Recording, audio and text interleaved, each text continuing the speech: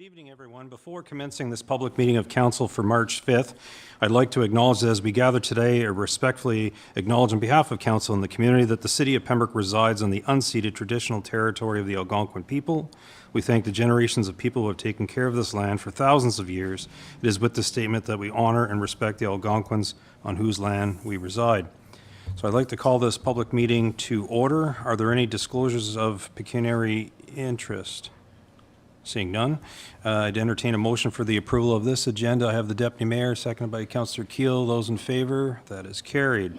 We have two items underneath new business this evening. The first is Z12024, which is 163 Peter Street.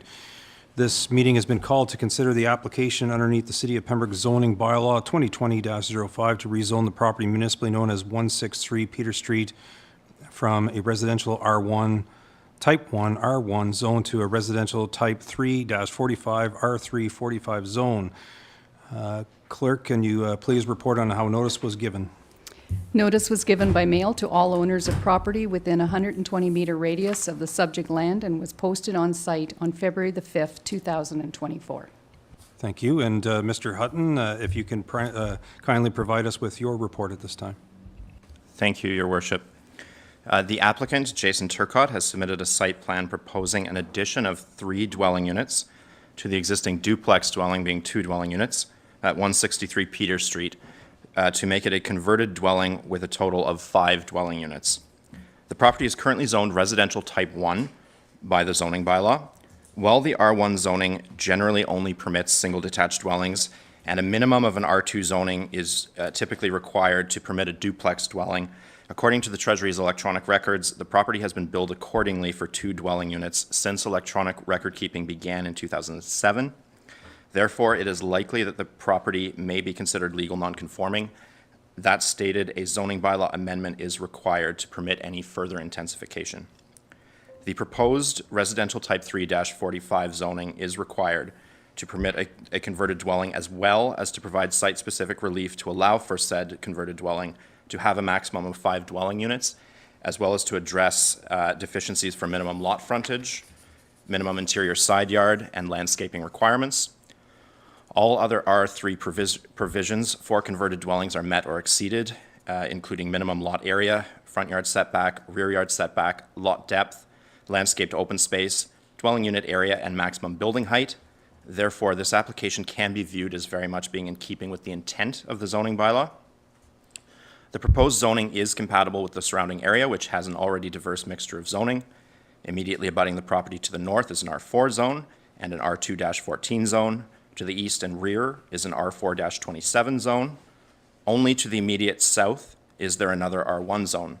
But even this property, 171 Cecilia Street, has an existing duplex dwelling. As such, the neighborhood already has many examples of higher density residential zoning, and therefore the proposed zoning can be viewed as being compatible within the surrounding area. Regarding parking, the zoning bylaw requires 1.5 this application that puts the total number of required spaces at 8, and this requirement is met. In order to accommodate this on the property, relief is necessary from another section of the zoning bylaw, which requires a buffer strip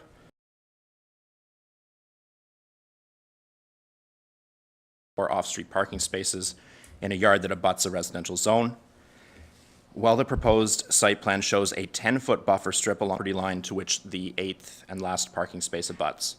This lack of a buffer strip can be mitigated by the fact that a detached garage is located on this part of the abutting property as opposed to any primary residential use being near this parking space. The property is designated residential under the city's official plan. This application is strongly in keeping with the intent of the official plan. According to the official plan, the City of Pembroke will encourage all forms of residential intensification that creates a potential supply of new housing units, and this shall be encouraged in built-up areas of the city where there is sufficient existing or planned infrastructure to accommodate such development. The proposed zoning is strongly in keeping with this direction in the official plan, as the proposed addition of 3 new dwelling units in an already built-up area will contribute to new housing stock through intensification. The official plan further aims to promote efficient and pleasant residential environments and neighborhoods, Within a 1 kilometer radius of the property are Highview Public School and Cathedral Catholic Elementary School, Pansy Patch Park, Kinsman Park, Waterfront Park, and the Algonquin Trail, downtown Pembroke, Pembroke Street East Highway Commercial Amenities, the Kinsman Pool, and the Pembroke Public Library. The official plan goes on to state that a neighborhood is an area in which safe pedestrian movement between all parts shall be promoted, and further that sidewalks constructed to an appropriate municipal standard on one side for any local or collector road and 2 sides for any arterial road. Peter Street and most of the local roads in this area exceed this standard with 2 sidewalks on both sides of the road. This makes for efficient and safe pedestrian movement within the neighborhood. Regarding vehicular movement, the property is located in the middle of a block bounded by Nelson Street to the north and Pembroke Street East to the south. Schedule B of the official plan designates Nelson Street as a collector road and Pembroke Street East as an arterial road. This means that the property is particularly well located for efficient east-west vehicular traffic within the city. The official plan states that all residential development shall be adequately serviced with municipal water and sewer services. Full water and sanitary sewer servicing exists to the building, and the requirement of a building permit for the proposed addition will trigger the approval of the operations department to ensure adequate servicing capacity. Regarding the provincial policy statement, the document indicates that land use patterns within settlement areas shall be based on a range of uses and opportunities for intensification and redevelopment. This application promotes intensification by providing, again, 3 additional dwelling units in this area of the city and simultaneously increasing the mixture of housing density options. Therefore, this application is consistent with the current provincial policy statement. And therefore, the Planning Department is recommending the approval of this zoning bylaw amendment application for 163 Peter Street from a residential type 1 zone to a residential type 3-45 zone, as this application is in keeping with the intents of the zoning bylaw, official plan, and PPS. Thank you, Mr. Hutton. Was there any opposition to this application that's before us? Your Worship, no inquiries nor submissions were received. And in support? I'm sorry, Mr. Jason Turcott is here tonight to represent his application. Mr. Turcott, did you want to address this particular matter? Sure. So I'm going to add the 3 units on the back. You probably won't see much of it from the road, and it's just dead green space right now in the backyard. So I think it'd be a nice addition. There's lots of parking. It all works for snow and everything, and it'll be ICF construction, and there'll be nice sort of luxury style apartments, big, 1,100 square feet. So it should be a nice addition down there, I would think. Okay, thank you. I'd ask for a report from the Chair of Planning and Development Committee regarding this, what took place before the Advisory and Adjustment Committee. Your Worship, as I was absent, I would defer to Councillor Keel, who was present at that meeting, if he doesn't mind. Keel. Your Worship, there were no comments or questions on this particular matter, and the committee generally was favorable to adding to our apartment stock here in the city of Pembroke, because we know that supply and demand means the more apartments we can get built, hopefully it will help with the pricing of apartments. Thank you. Any members of council have any questions? I have Councillor Jacquinot and then Councillor Lafreniere. Thank you, Your Worship. Through you to Mr. Turcott. Looking at the diagram of the existing outlay of the property, the footage is 60.55 feet on Peter Street, correct? You probably don't have it in front of you, but anyway, the vehicles will access on the north side of the building, on the 8-foot strip on the north side? Yeah, that's the driveway that's already there. Okay. Okay, and just a question, in the parking designations, you've got 1 to 7 parking spots all lined up in one area, and then you've got parking spot number 8 over in the corner. Was there a reasoning for that, or why wouldn't you divide it into 4 equitable parking spaces, 1 on the north and 1 in the south? That's a good question. I think the only way I could make it fit properly was to have that 8th one over there, kind of thing. Thank you. Thank you, and I see some nodding from Ms. Sorio. So, Councillor Lafreniere? I just want to say I think this is a great use of that property. I'm very familiar with the properties behind on Cecilia, and so I think it just fits in really well with that. I know that that yard used to be used as a shortcut for individuals that lived in that apartment on Cecilia, cut across your vacant property, and so I think that'll help that too. But no, I commend you for this. This is great. Okay. Mr. Hutton? Through your worship, to Councillor Jackno's question, I did work with the applicant to configure the parking, and the parking configuration as has been presented is this way so that the 10-foot buffer strip can be accommodated along the south property line, which abuts the residential type 1 zone. As well, there's a small buffer as well to the east of the property. So that's why the parking space was moved up to the north, the single one.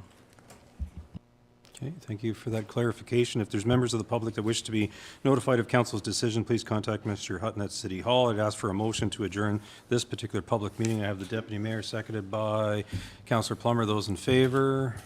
That is carried. That brings us to the next item, which is Z-2-2024, which is 240 McKay Street. This meeting has been called to consider the application under the City of Pembroke Official Plan 2016 to redesignate the property municipally known as 240 McKay Street from central commercial designation to a residential designation, and further under the City of Pembroke zoning bylaw 2020-05 to rezone said property from a central commercial slope stability C3 zone to a residential type 3-46 slope stability R346 zone. Clerk, can you please provide a report as to how notice was given? Notice was given by mail to all owners of property within a 120-meter radius of the subject land and was posted on site on February the 5th, 2024.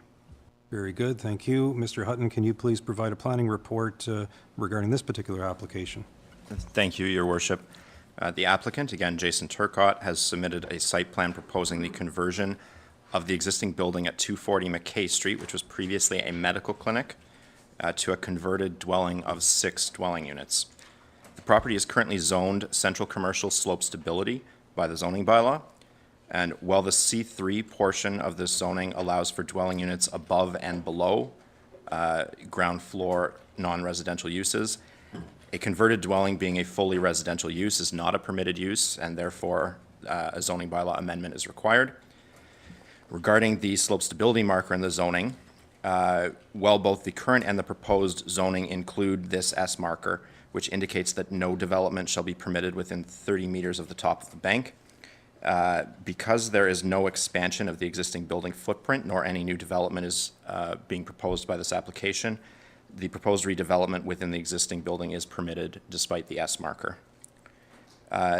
The proposed R346 slope stability zoning is required to permit the converted dwelling unit, as well as to provide site-specific relief to allow for said converted dwelling unit to have a maximum of 6 dwelling units within the existing building.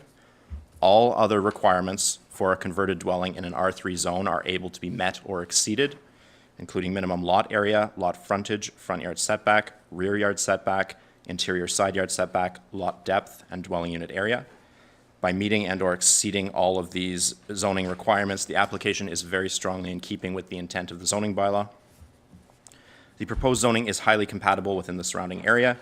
The east side of McKay Street opposite the property is lined with numerous converted dwellings in various residential special exception zones, and the area to the east beyond McKay Street is almost solely residentially zoned, again with densities ranging from R2 to R4 special exception zones. Regarding parking, all applicable parking requirements, including number of spaces, size of spaces, and access driveways, are able to be met using the existing parking area on the property. Currently, the property has and previously utilized 2 separate ingress-egress lanes onto McKay Street. At the recommendation of the Planning Department, the applicant will close the existing southern ingress-egress lane to only use the existing northern lane. This will reduce the amount of access lanes onto McKay Street, a busy collector road, improving the safety not only of the property itself, but also of the surrounding area.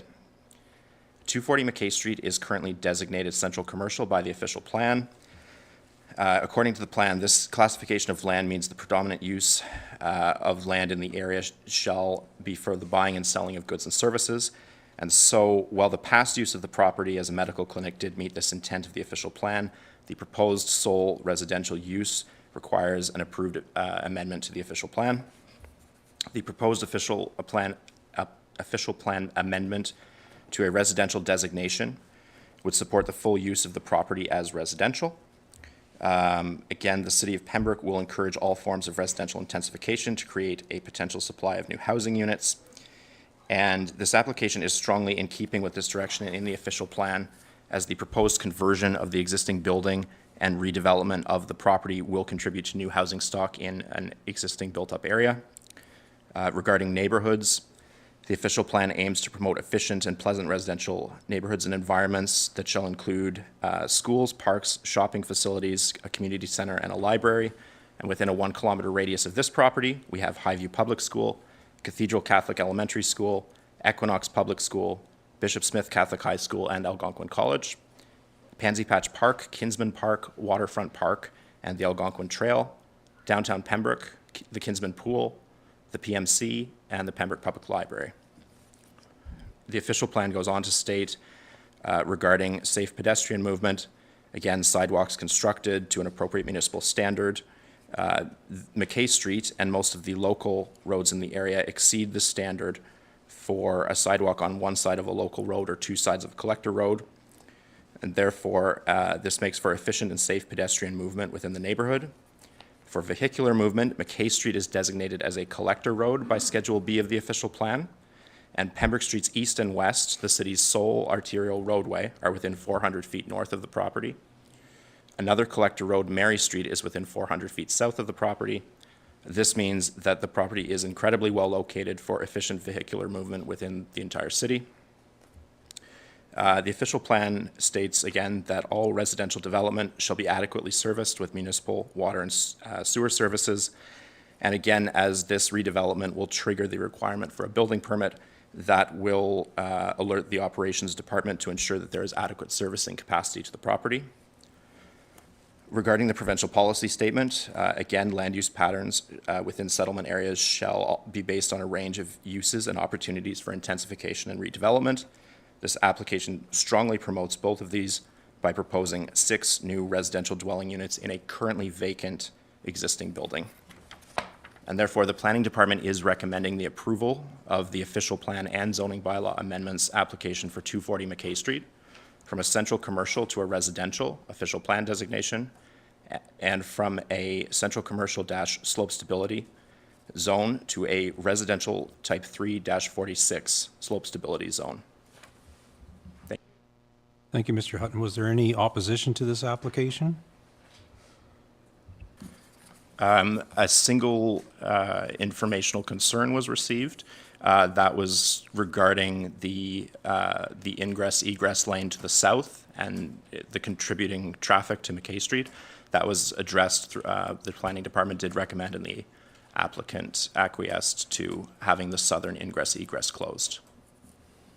Mr. Turcott, did you wish to speak in favor of the application? Sure. Yeah, like the building's in rough shape right now, but when I'm finished with it, you won't recognize it. It'll be a nice, it'll be cleaned up nicely. It'll look good. Thank you so much. Would the chair or vice chair wish to speak to it of the Planning and Development Committee? Your Worship, a few questions were raised on this one and all answered satisfactorily. One was a question about the fencing, and it was noted that the current fencing seemed to be appropriate and would be staying in place. One of the members of the committee asked about how the units would be situated, and I think, as Mr. Hutton said, it'll be 3 on the ground floor and 3 in the basement. And I think that's when Mr. Turcott also noted that 3 of them will have little, I guess, side yards or backyards as well, which I think you can see on the drawing. And Mr. Levisser asked a question about easements running through the property. It was noted that the city did have one easement that did, on paper, I guess, cut through the building, but that the city was narrowing the easement, again, on paper, because it did not, I guess the actual works that we're using are running under the parking lot. They're not actually running under the building. So we, I guess, are restricting our easement to match the reality underground, and we don't actually require the larger easement that was there. And then Mr. Levisser raised a question about an easement that he believed that existed with the city in order to potentially, at some point in time, connect Pansy Patch Park with our other parks in and around City Hall. And it was noted that at this time, there's really nothing to note on that particular concept.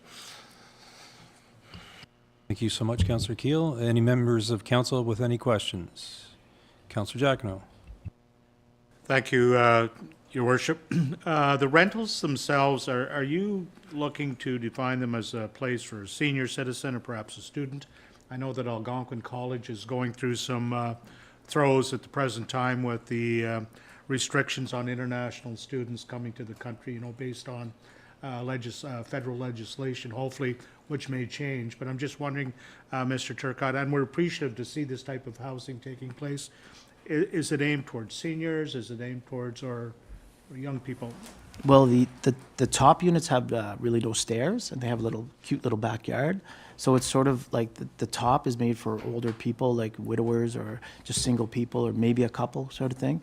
And the bottom units were, I kind of had like a professional in mind. I would take possibly a student in there, maybe one or maybe two, I don't know. But it's typically like I like to rent to the 50+ crowd. They're good to deal with. Thank you. Thank you. Other members of council? Councillor Frenier? Just to comment that, a lot of individuals 50+ are downsizing and looking for something a little more affordable. Some of them don't live in Canada all year, so they just want somewhere to locate for seasonal. But I just think because of the fact they're under 650 square feet, it makes them affordable, is what I'm saying. So anyone downsizing would probably be looking for that. It'll be really efficient too. I'm going to insulate the outside of the building Yes. and upstairs and the attic and everything. And Good. they'll be bright, cute little units. Yeah. Yeah, so the more seniors that have a smaller place to go, the more larger homes open up for younger families, so good. True. Thank you. And so thank you, Mr. Turcotte, for your interest in Pembroke, and certainly the development is much needed in Pembroke. If any member of the public wishes to be notified of council's decision, please contact Mr. Hutton at City Hall. And I'd ask for a motion to adjourn this public meeting of council for March 5th. Seconded by Councillor Frenier. Those in favor?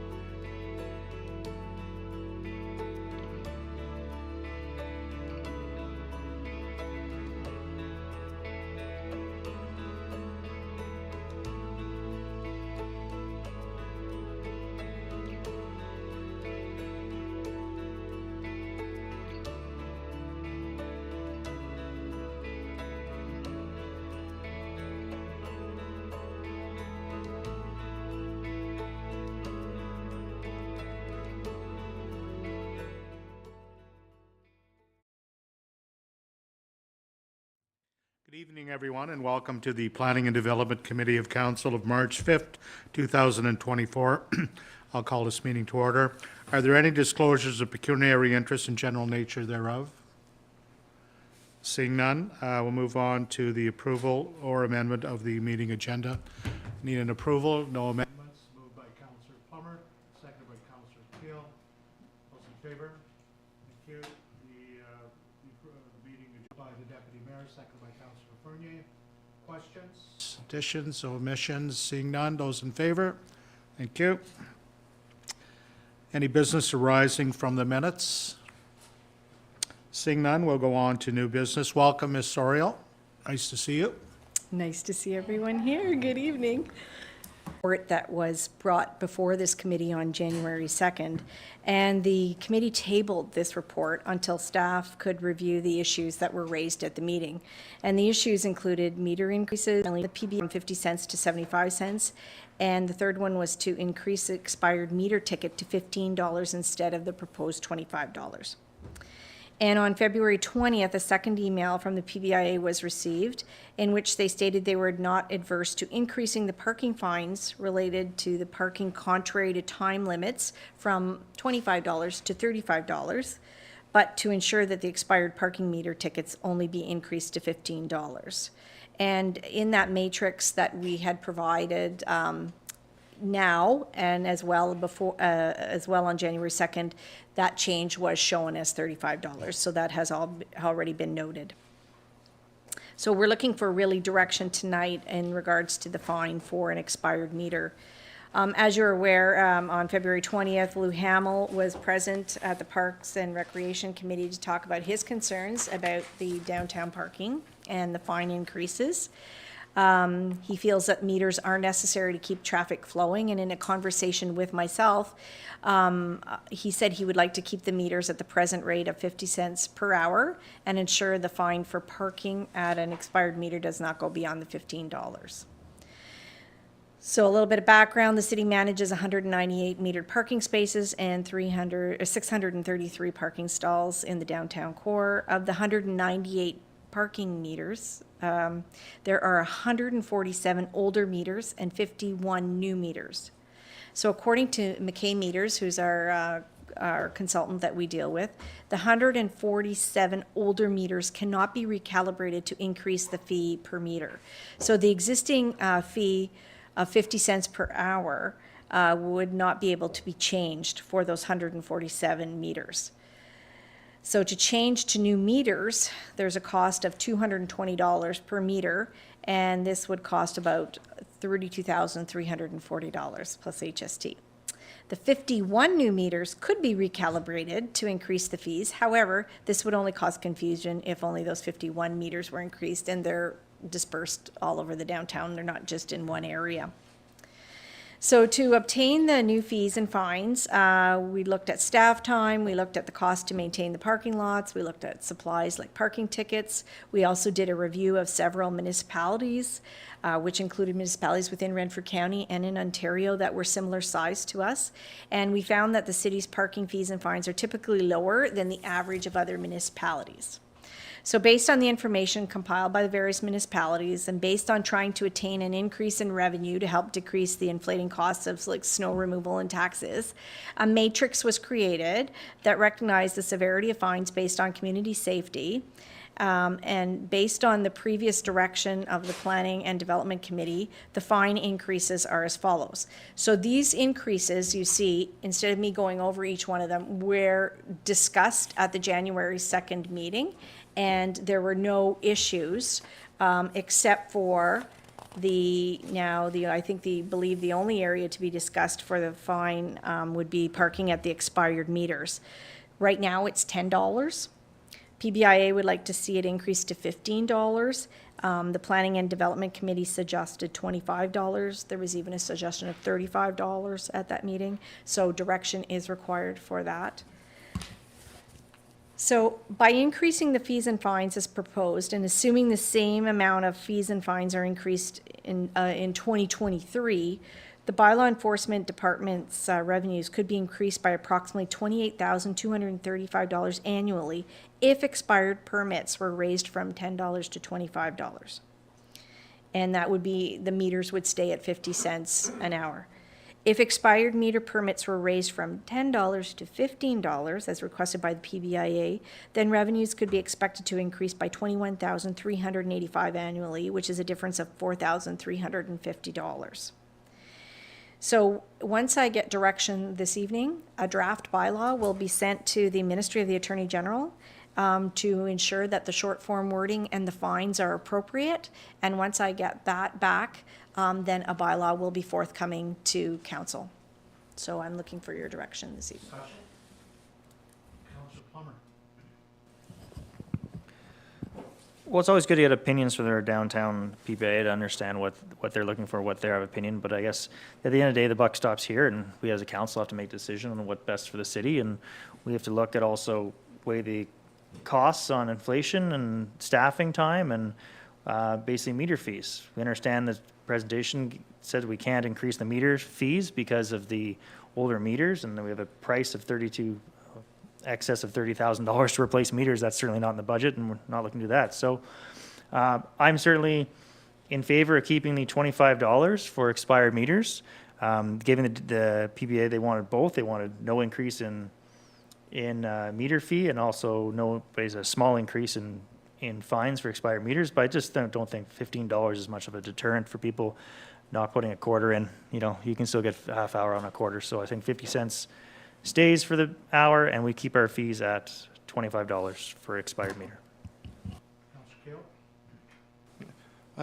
So I'm in agreement with Councillor Plummer. At the end of the day, it's great to do things for businesses, and you know, with all due respect, I think councils over the last several years, we've spent a lot of time looking at the downtown. I mean, I've been trying to support the downtown as much as possible since getting elected. But at the end of the day, I think, and I might look to Ms. Sorial, I think at the moment, our parking authority overall generates about a $90,000 deficit a year. Ms. Sorial's, I think it's around there. I'm not holding to that number, but I think it's around a $90,000 a year deficit. When we were previously looking at increasing the meters for the first time in decades, I think we were only at the high 30,000s closing the gap. I mean, we certainly weren't even closing it by half. So at the end of the day, increasing the fines, right now it's a $10 fine. I got to be honest with you, I'm not even sure the $10 is worth the time processing the fine. And what people need to realize is somebody can always fight the fine, which involves even more staff time. There are people that have told me outright they play roulette with the system. They're not worried about a $10 fine, so they don't even put money in the system. Well, I don't think that's how the city of Pembroke should be enforcing its bylaws. $10, again, $10 just doesn't cover anything. And I appreciate that the downtown is not having the easiest of years. I appreciate that they're, you know, last year they're coming off some road construction and some other issues generally with the economy. But I also don't see any thank you cards floating around the planning department from the last 20-some years when fees weren't increased at all.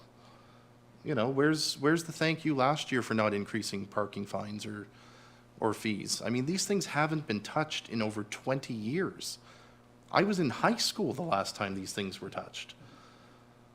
I mean, at the end of the day, our staff, I don't want to say get more expensive, but our staff earn more as they should. Other costs go up. Literally, the cost of printing the tickets has gone up over 20 years. I'm certainly not trying to hurt the downtown, but I think the downtown has to recognize that when they're asking us to give them a break, it's on the backs of the other taxpayers. Because at the end of the day, somebody's footing the bill for that $90,000 in the parking authority. We're not even asking the PBIA to, to take the entire $90,000. We're asking them, to accept a first-time fine increase to $25, which at this point in time is barely the cost of a good meal. It's for the enforcement of a law, and everyone around this table should be in favor of enforcing laws. And I know there's been some comments, I've seen them on Facebook, where they said, well, why don't we just get rid of the meters?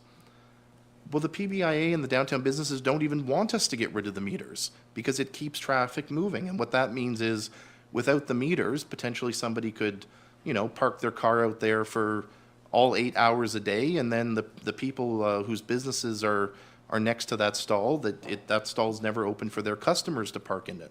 So I know the downtown businesses have struggled with this. I know our planning department has struggled with this, and it sounds like to me, for the better part of a couple decades, this council has been struggling with parking downtown. But The one thing that I think we all agree on is that everybody agrees there needs to be a parking authority. The easiest thing that I could do, Mr. Chair, is to say, let's just get rid of parking authority. We'll save $90,000. But then nobody will be enforcing the downtown parking, which the businesses do want us to enforce. So I'm not saying I want to crush the hopes and dreams of the downtown. I realize that this supposedly might cause some people to double think about parking downtown because the fine's gone from $10 to $25. I would be hard pressed to think that that many people are thinking about getting fined when they're deciding whether to go shopping downtown or not. But I think this needs to be a partnership, and we need to recover some of our costs just as much as the businesses I know would love to have free parking all year. But, Mr. Chair, we have to be frugal, and this is, 2 decades since there was last an increase. Thank you, Councillor Keel. Your worship? Thank you, Mr. Chair. A question and a comment. The question that I'm trying to understand, I'm hoping that it's an easy answer, is the reason why the new meters versus the old meters are scattered here and there is because as different meters die, are no longer functional, that they get replaced with a new one. Is that why it's a bit of a hodgepodge? Through you, Mr. Chairman, that's correct. And also as the streets get redone, so like Albert Street, Victoria Street, then the new meters come into those areas as well, so. Okay, thank you. And then in terms of the comment, so I'm looking at it more of a middle-of-the-road approach. As Councillor Keel says, this hasn't been looked at in some time. There's some huge steps forward in terms of this matrix, looking at increasing different areas. Some that obviously sorely needed to be increased. My middle-of-the-road approach is to listen to what the PBIA is saying, listen to what Mr. Hamill is saying, and only do the increase this year to the 15, knowing that next year then we would increase it further to the 25. In other words, do an incremental approach. Hopefully that gives enough time to recover from COVID, to recover from the construction work, and also being mindful of additional work that's going to happen on one of the side streets to the main street this year as well. But I'm just aware of, you chat with different business owners and you try to get a feel for what it is to run those different businesses and being in the downtown. And so I'm just trying to strike a balance. So that's where I would be to try and strike that balance. Thank you, Your Worship. Councillor Fernier. I hear what everyone is saying. However, during COVID, we really tried to help the downtown.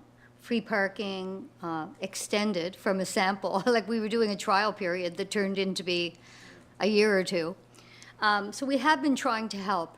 Last year was unique in not just the traffic problems that they had due to construction, but the impact that their clientele was having. Let's face it, a lot of young individuals patronize the downtown. They go to the restaurants, they shop in the boutiques. They are being hit hard by mortgage increases, interest rates. So I think it was like the perfect storm, if you want to call it that. It was hitting the downtown. I think that I hear what Councillor Plummer and Councillor Keel are saying, but I think that because we were doing them such a service by assisting them, that maybe we do as the mayor said and just sort of bridge it, maybe come halfway this year and then maybe next year. So just to give them that little cushion, if you want to say, and see how the summer goes. If the economic situation doesn't improve and the downtown still struggles, even though traffic is not affected through the downtown core, well, then we have to do what's best then for the ratepayer. And I would say go halfway this year, give them a year, and then go all the way next year with the increase. As for the meters, when you look at the cost to buy those new meters, you're not going to make any money for the first year anyway. It's going to be a wash. So stalling that for a year, it wouldn't, I don't mind doing that. So I would say stall the meters completely for a year, and then come to the $15 for the tickets for now. Councillor Abdallah. Sorry, Deputy Mayor Abdallah, my apologies. So I have the pleasure of sitting on the PBA board, and they're recommending $10 to $15. I want to read some of the comments from some of the businesses. Fine rate increase, $10 to 25, seems to be unreasonable. 150% increase over $10. We spend time, money, energy into promoting shopping downtown and supporting local business owners and landlords who spend hundreds of thousands, if not millions, rejuvenating and bringing back life to downtown that was completely bare and dead. Bringing tax revenue jobs to Pembroke. The city of Pembroke continually contradicts their efforts with things like parking meters and fines for people whose meters have expired because they are so busy spending their hard-earned money into the downtown that we have been promoting to spend your money in. The city cannot think of a better way to make $25 off their citizens, really. So those are some of the comments. I think that we have to look at the big picture here. I was speaking to a downtown business person today, and they were telling me, you know, imagine someone goes to the meter and they have their items they've bought, or they were out for a meal, and they make an honest error, and they're over the meter limit. Okay, so it was $10, now it's $25. Wow, you know, 150% increase. So the word of mouth is the best advertising, or it can be the worst advertising. So if you have an excessive fine of $25 for expired meter, that's going to make a lot of people upset, and they will not want to come downtown. They'll go to the mall, they'll go elsewhere. So corporate bankruptcies are on the rise.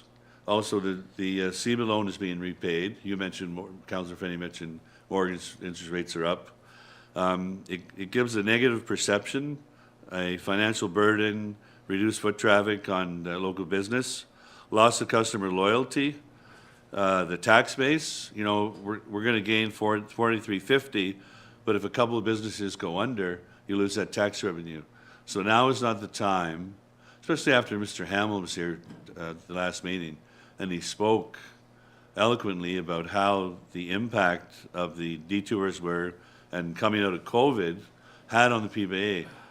And so, you know, he is not in favor of the $25, up to $25, does support the 15. The PBA supports it. You got to listen to the customer. So now is not the time to go from $10 to 25, but 15 would be fine. Thank you. Everyone's had a chance to speak. Is there a motion to be made? Does anybody want to, Councillor Plummer? I move that we increase the fee to $25. Motion on the floor to increase the fee by $25. Is there a seconder? Second by Councillor Keel. Further discussion? Those in favor? Sorry, go ahead, Councillor Keel. So the deputy mayor does represent us at the PBIA, and one of his comments was, does the city not have a better way to find $25?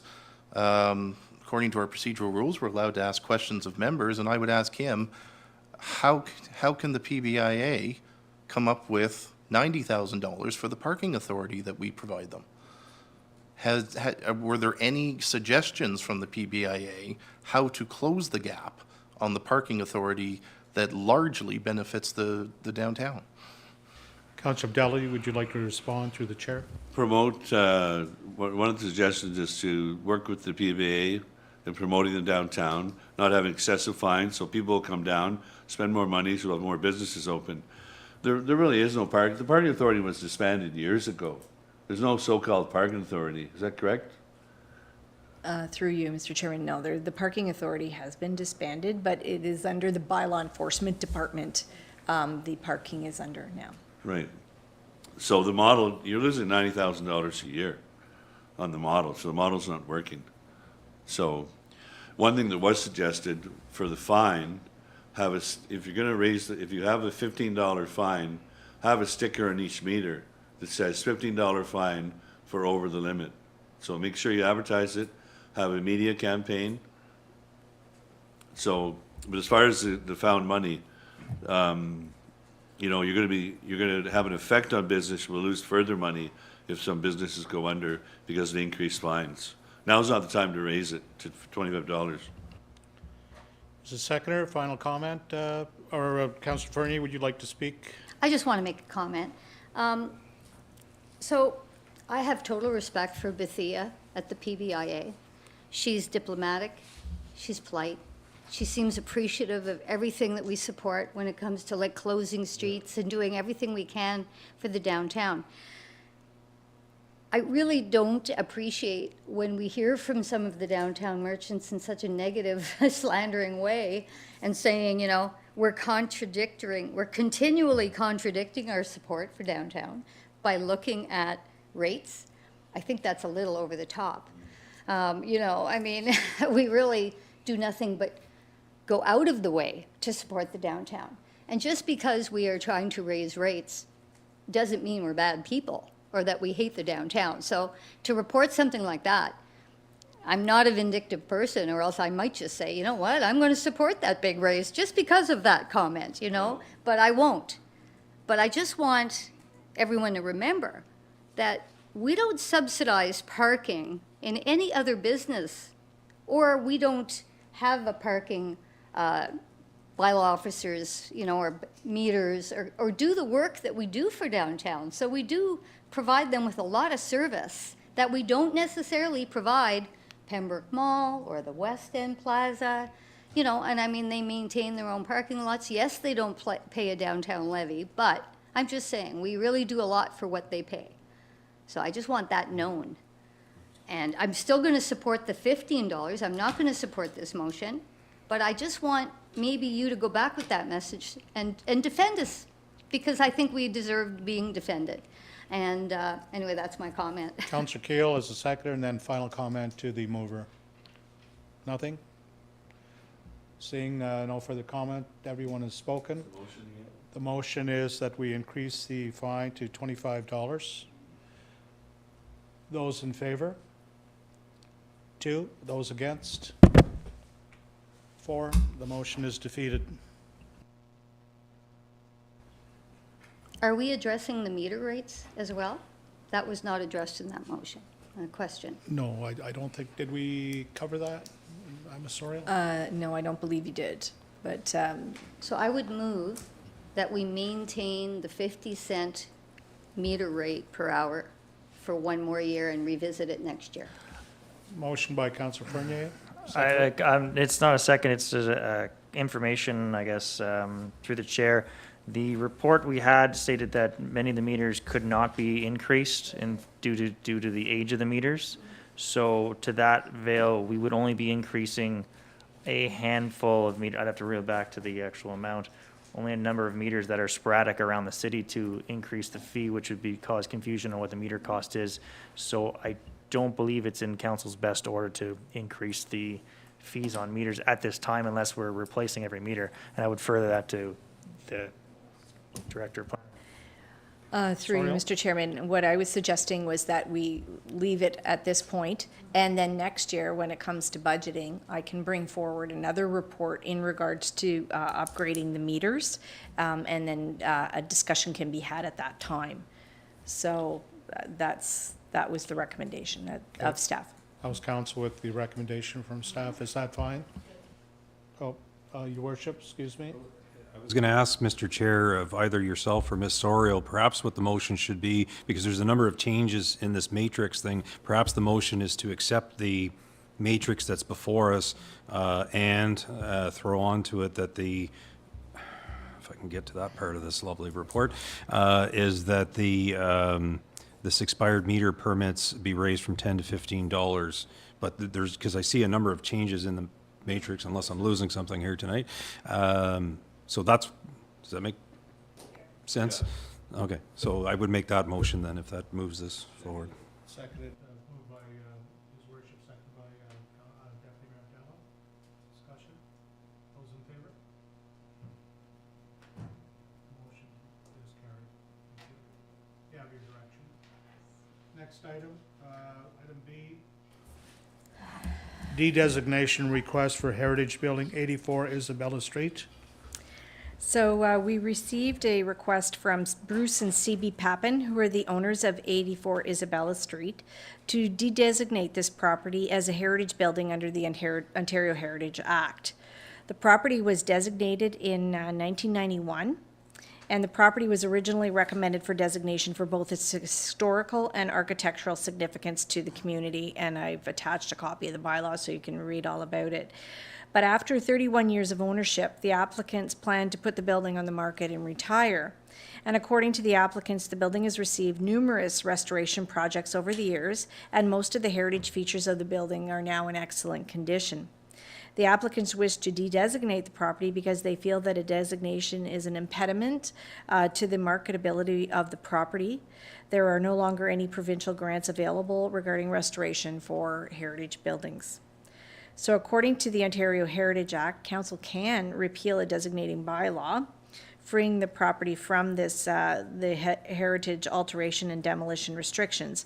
The owners want it to be clear that they do not want to demolish the building, but they are just concerned about the limitations that are being imposed to the building. So once council receives a request to de-designate, a notice of the application is published in a newspaper, and a notice was placed in the Pembroke Observer on February 8th. However, the notice amount date is 30 days, so the deadline to provide comments is March 9th. At this point, we've received no comments. If there are no comments after the 30-day notice period, then council has the following options. They can either refuse the application or approve it. And depending on council's decision, another notice has to be placed in the newspaper indicating that they have another 30 days to object to council's decision. So if the owner or a member of the public objects to council's decision, then they can appeal to the Ontario Land Tribunal. And if there's no notice of appeal within the required 30 days, then council's decision is final.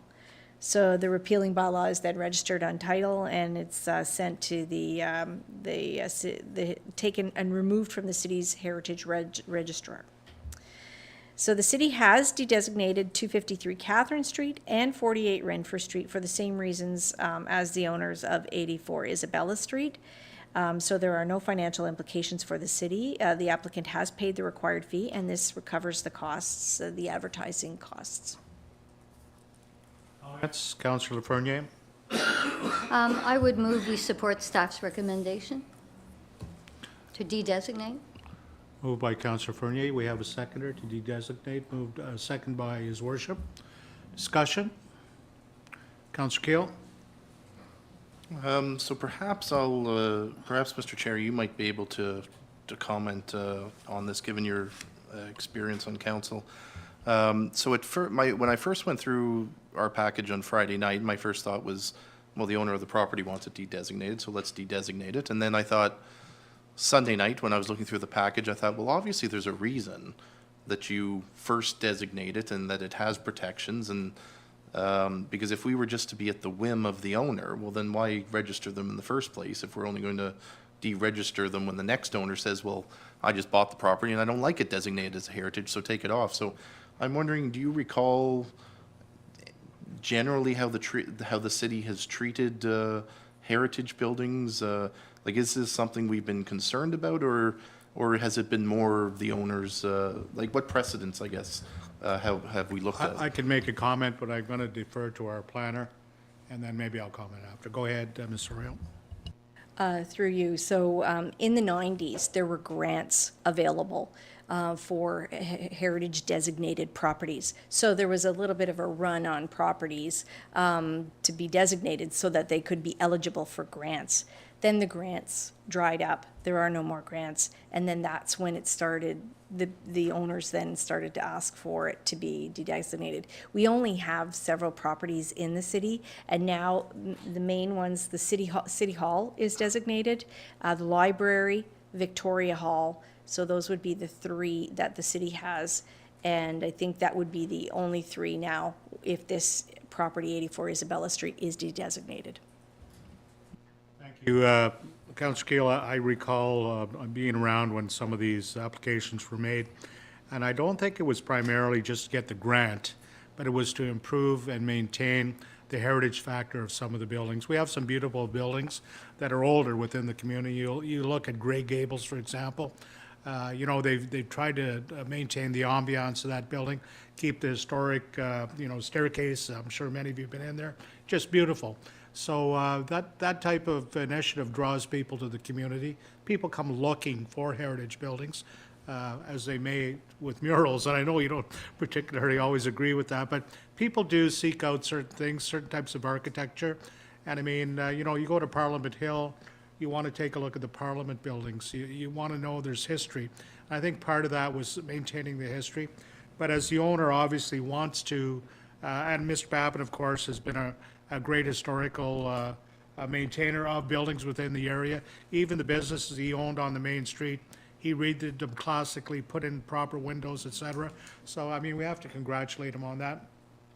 But, I mean, it will be at the whim of council to what they want to do. But I believe originally it was to maintain the heritage of the buildings so they would look nice and historic. I think, Mr. Chair, based on that history and the fact that, frankly, we don't have a large supply of these anyway, I think we might be a little past the purpose of the act, and in which case I'll support this, because I'm certainly not going to hold Mr. Pappen to account for something that, frankly, we haven't put a lot of emphasis on, I guess. We have a motion on the floor, or direction required? Do we have a motion? Yes, Your Worship, we have a motion. Further discussion? Yes, Your Worship? Thank you.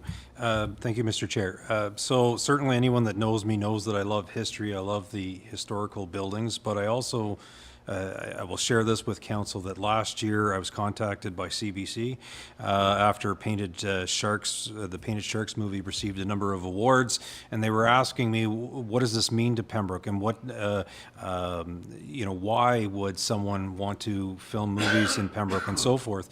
And so I was discussing, as Mr. Chair has already said, about Grey Gables, about the building that Mr. Fick owns right beside Grey Gables, and there's so many historical buildings in Pembroke that I said lends itself to, if that's the type of movie that you're trying to film, it lends itself to it. And so certainly, as Councillor Keel is saying, looking at it and somewhat conflicted initially, saying, well, I'd like to preserve all these different buildings, but I'm also aware that it's hugely costly to try and preserve some of these buildings. So my hope is that whoever goes to purchase this particular building has a love of history, and I would think that they would if they're purchasing that type of a building. And so I'm having faith in humanity that they will do the right thing and try to preserve the heritage, but at least not be handcuffed, because I know with the library, often we have discussions about trying to upgrade certain things and then being caught saying, well, it's a heritage building and how can we upgrade this without, you know, running afoul of certain things, you know, whether it be windows or what have you.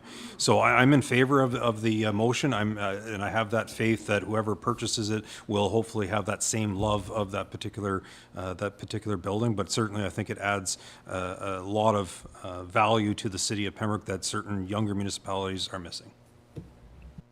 Call the vote. Those in favor of de-designation from the Heritage Building? Yes, I believe we had a seconder. Yes, we did. Again, I'll call the question. De-designation request for Heritage Building of 84 Isabella. Those in favor? Against? Carried unanimously. Thank you. Next item. Amended legal description required for James W. LaPointe Motor Holdings Incorporated. So if I may, Mr. Chair, this is my bad on this particular one. When you were addressing disclosure of pecuniary interest, I should have declared an interest because Mr. Shepherd acts for LaPointe Motor Holdings, and so I'll leave the chair at this time. Thank you.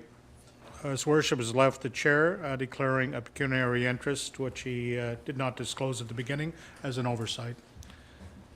Council is aware. Go ahead. Okay, council approved bylaw 2024-02 for the sale of Lot 46 to James W. LaPointe Motor Holdings, Inc. within his plan of subdivision. However, the city solicitor stated the legal description must be amended now that a reference plan has been approved by the registry office. As part of draft plan approval, one of the conditions indicated that a future Lot 46, which is owned by the city, was agreed in principle to be transferred to Mr. LaPointe. And then Mr. LaPointe proceeded with the sale of this land and the bylaw was approved. So this is a housekeeping item, and a revised bylaw with an amended legal description has been prepared for this evening's meeting. Council declared Lot 46 as surplus at its meeting of November 21st, 2023. And the city had posted on its website the surplus declaration for this property, so the requirements of the city's sale and disposition of land policy have been met. So the cost for lot 46, according to the Rivington appraisers, is $1,250. The developer has agreed to pay that amount, as well as all the survey costs and the costs associated with transferring lot 46 to James W. LaPointe Motor Holdings. And he's also agreed to pay for the appraisal cost of $1,300 plus HST. I'm sorry, I missed the amounts. Oh, so the developer has agreed to pay for the appraisal cost of $1,300 plus HST. He's also agreed to pay the cost of the land of $1,250 plus HST, and that was done by Rivington appraisers. Thank you. That- Councillor Kale? I move that we proceed with the new bylaw with the amended legal description. Moved by Councillor Kale that we proceed, seconded by Councillor Plummer. Further discussion? Seeing none, I'll call the question. Those in favor? Carried unanimously. Thank you.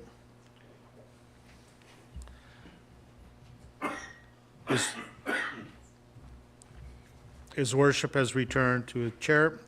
Next item, land transfer for unopened road allowances for Elmira and Julian Street for future road allowances at Gully Drive and Quarry Road. Mr. Lewis, welcome. Thank you, Mr. Chair.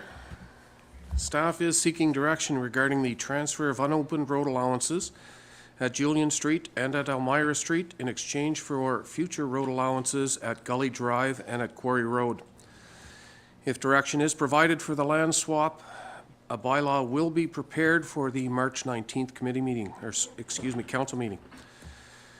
The city presently owns an unopened road allowance on Julian Street, that's between Norman and Elmira, and another on Elmira Street between Julian and Thompson. There is no intent to open these road allowances and construct streets into the neighborhoods. As part of the CN lands purchase conducted by Mr. Brian DeCare, property that could potentially sustain development was opened at the intersection. To accommodate a reasonable multi-residential development, the transfer of the unopened road allowances would allow for access points, parking, and stormwater management. During the conceptual planning and discussions with Mr. DeCare, the intent would be to protect the former CN rail bed running through these properties that's presently known as the B Trail, with the hopes of continuing a multi-use trail. The unopened road allowances do extend across the former rail bed, which may make the portions of these properties unsuitable for any significant use as residential property. Significant discussions have been held related to the potential to open a road allowance off Paul Martin Drive to McKay Street using Quarry Road. This road connection has been contemplated in the ongoing transportation master plan that will be discussed at a committee meeting in the coming months, and it may aid in the movement of traffic from the south end of the city to the northeast commercial areas.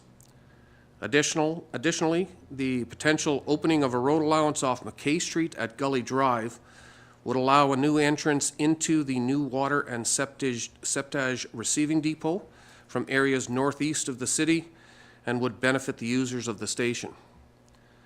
Direction was provided at the November 7th, 2023 Council in Caucus meeting to negotiate with the developer, Mr. DeCare, regarding the transfer of these lands. The developer has agreed to the land swap with no exchange of funds being made, as this would be a land transfer and not a land sale. The costs of registering the lands, survey, and legal costs related to the transfer would be the responsibility of the receiving party. So meaning the city would pay for the costs related to the road allowances off McKay Street, and the developer would pay for the costs for the Julian and Elmira Street unopened road allowances. A legal opinion was received on the question of bonusing the developer related to this exchange.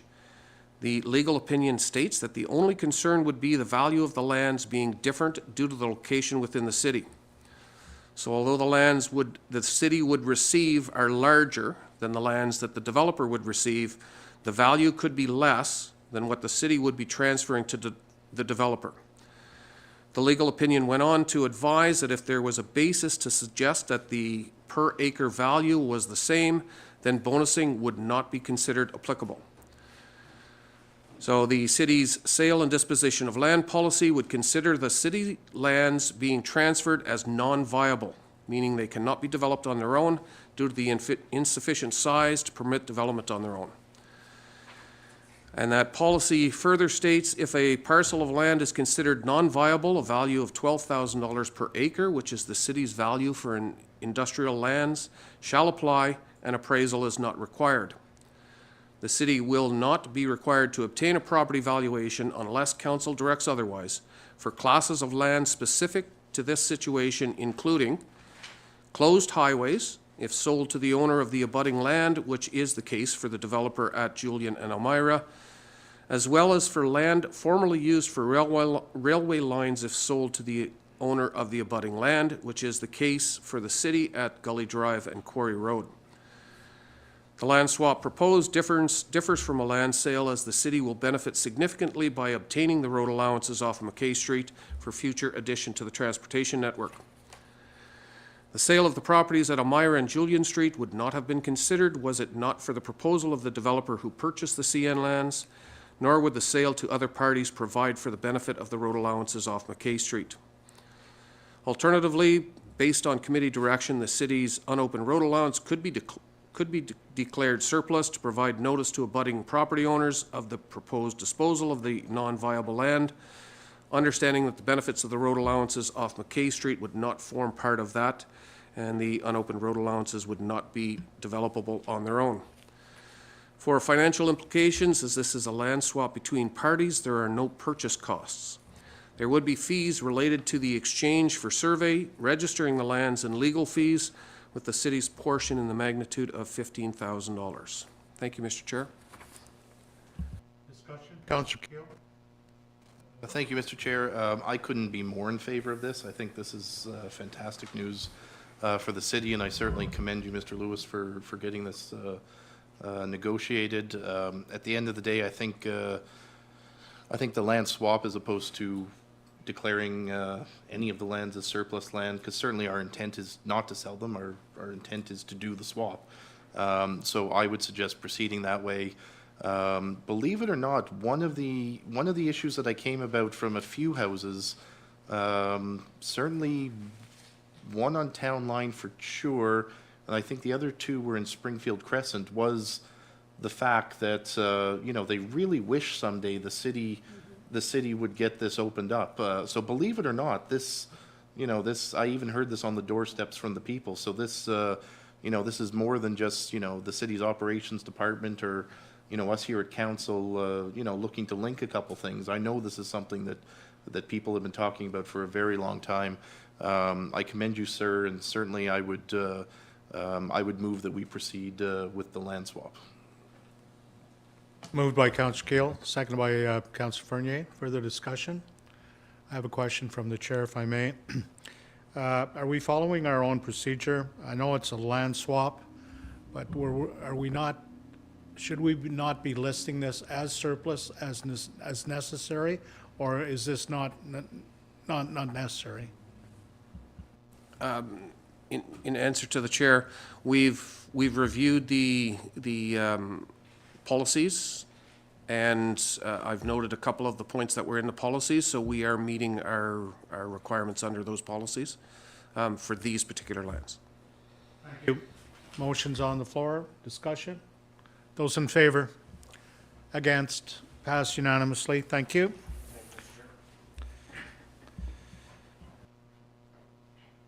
No further business before the Assembly. Motion to adjourn. Moved by Deputy Mayor, seconded by Councillor Keel. We are adjourned.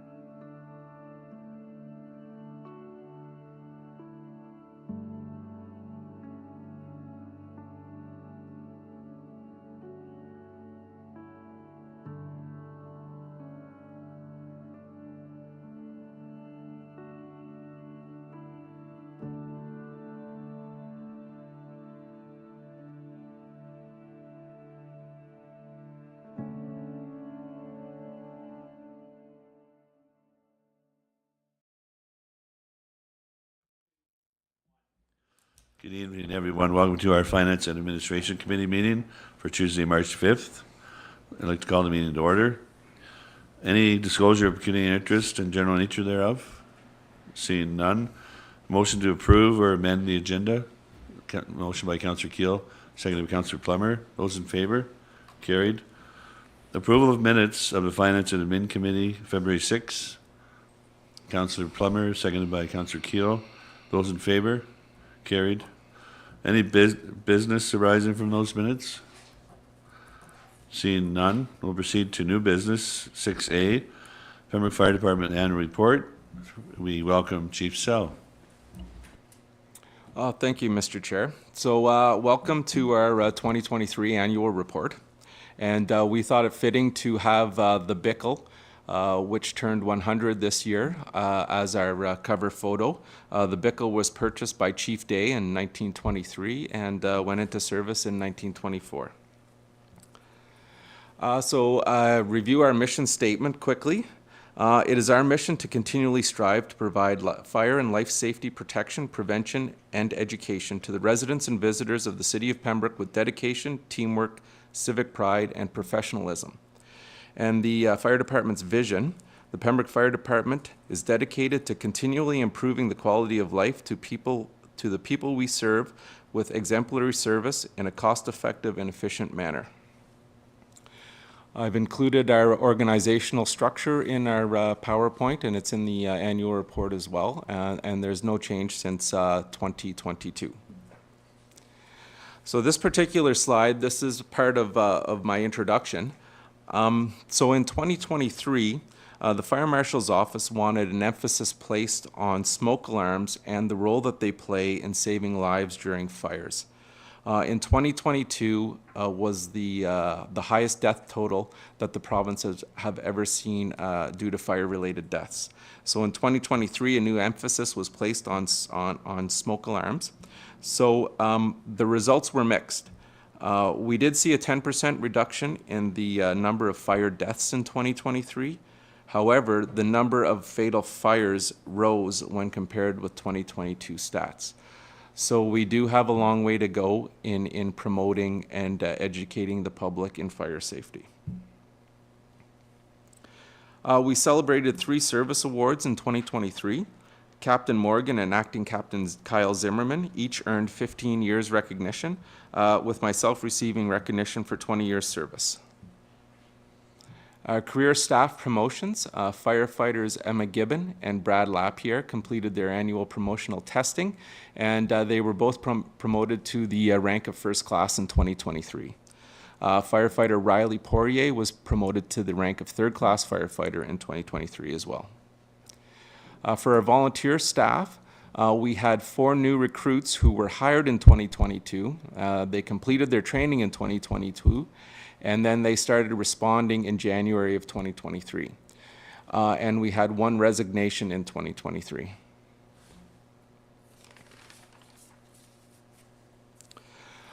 This particular slide quickly outlines the breakdown of our responses in 2023. We had a total of 392 responses, with our average response time within the city at 5 minutes 22 seconds. 5 minutes and 22 seconds is high, as we continually strive to keep that response time below 5 minutes. We'll just touch on that on the next slide.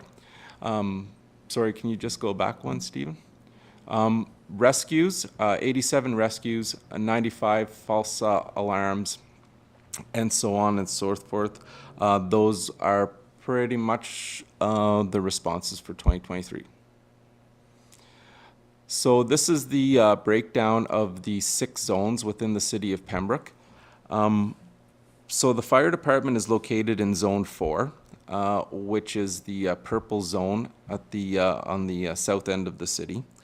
The most responses we have for the city is actually the blue zone, which would be in the northeast corner, which is Zone 5.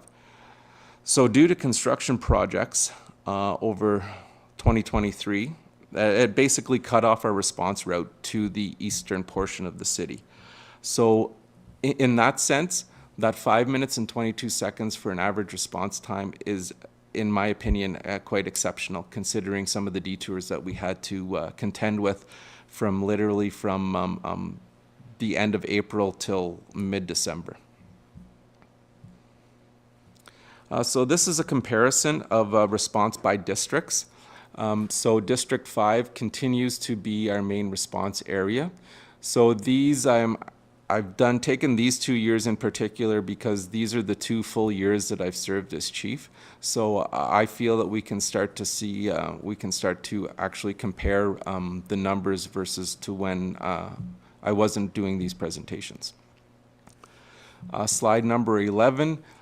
This is the dollar lost by district comparison, and once again, you can see it's relatively the same with some minor fluctuations between 2022 and 2023. In slide 12, this is the overall values lost versus values saved average for the last 5 years. You can see it fluctuates quite a bit year to year. One of my goals in 2024 is to actually sit down with a few of like the MPAC and some other consultants and actually come up with a proper formula that helps us to better determine values lost versus values saved. And then here is just another breakdown in a chart form. So these 4 incidents I considered were the most significant incidents of 2023. So the first incident being a McKay Street fire in January 23rd. So the Pembroke Fire Department received a call from Renfrew Dispatch shortly after 5 a.m. reporting a sofa on fire in an apartment. On arrival, smoke and flames were issuing from the 3rd-story window. Firefighters ensured that all tenants had evacuated and then advanced hose lines to the apartment. Upon entry, the room was fully involved in fire. The extinguishing efforts were quick. Searches involved the unit and neighboring units were completed quickly. The lone occupant, who was out on arrival whenever the fire department showed up, he was transported to PRH with some minor injuries. And the likely cause of this fire was smoking. An estimated loss was around $70,000. So the second major incident occurred on July 6th. I remember this day because at that time it was the hottest day of the year. Pembroke Fire Department received the report of a vehicle on fire at 1:30 p.m. On response, a large black column of smoke was visible as the crews pulled out of the station. On arrival, a spray foam insulation truck was fully engulfed in flames. The responding crew quickly advanced hose lines, knocked down the flames. However, the heat had caused the barrels of product to rupture. So with the assistance of the operations department, we contained the runoff and quickly cleaned up the spill. There were no injuries. However, the fire was estimated at approximately a $300,000 loss. The next incident was September 4th on Dixon Street. Shortly after 1 a.m., the fire department received a report of a bathroom fire. On arrival, the crew forced entry in the front door, and the lone occupant of the house was found in the second floor bedroom and removed from the home. The occupant was treated and transported to PRH for minor injuries. The fire, which did start in the bathroom, extended into the attic. Again, suppression efforts brought the fire under control quickly, and a search revealed no other occupants. The fire was determined as electrical, starting in the bathroom fan. Loss was estimated at approximately $73,000. And the final significant incident occurred on December 16th, where we received a call just after noon reporting a structure fire. On arrival, all occupants of the affected unit were outside, and the responding staff upgraded the call, calling in all available personnel. So heavy smoke and flames were visible from the second-story window. The crews hit the fire from the outside as they went inside, and then quickly knocked it down and put it out. The occupants on the adjoining unit were evacuated as well as a safety precaution, but there was no damage to the secondary unit aside from some smoke damage. The cause of the fire was undetermined, however, investigators did deem the fire not suspicious, so estimated loss was roughly $200,000. In 2023, we responded to 42 vehicle collisions in the city. So each emergency service plays a role during these types of responses. With the police, they provide traffic control and investigation, paramedics, patient care and transport, and the fire department provides rescue, extrication, overall scene safety, hazardous materials control, and of course we do support the police and the EMS. Also too, there were 3 responses for extrication in 2023.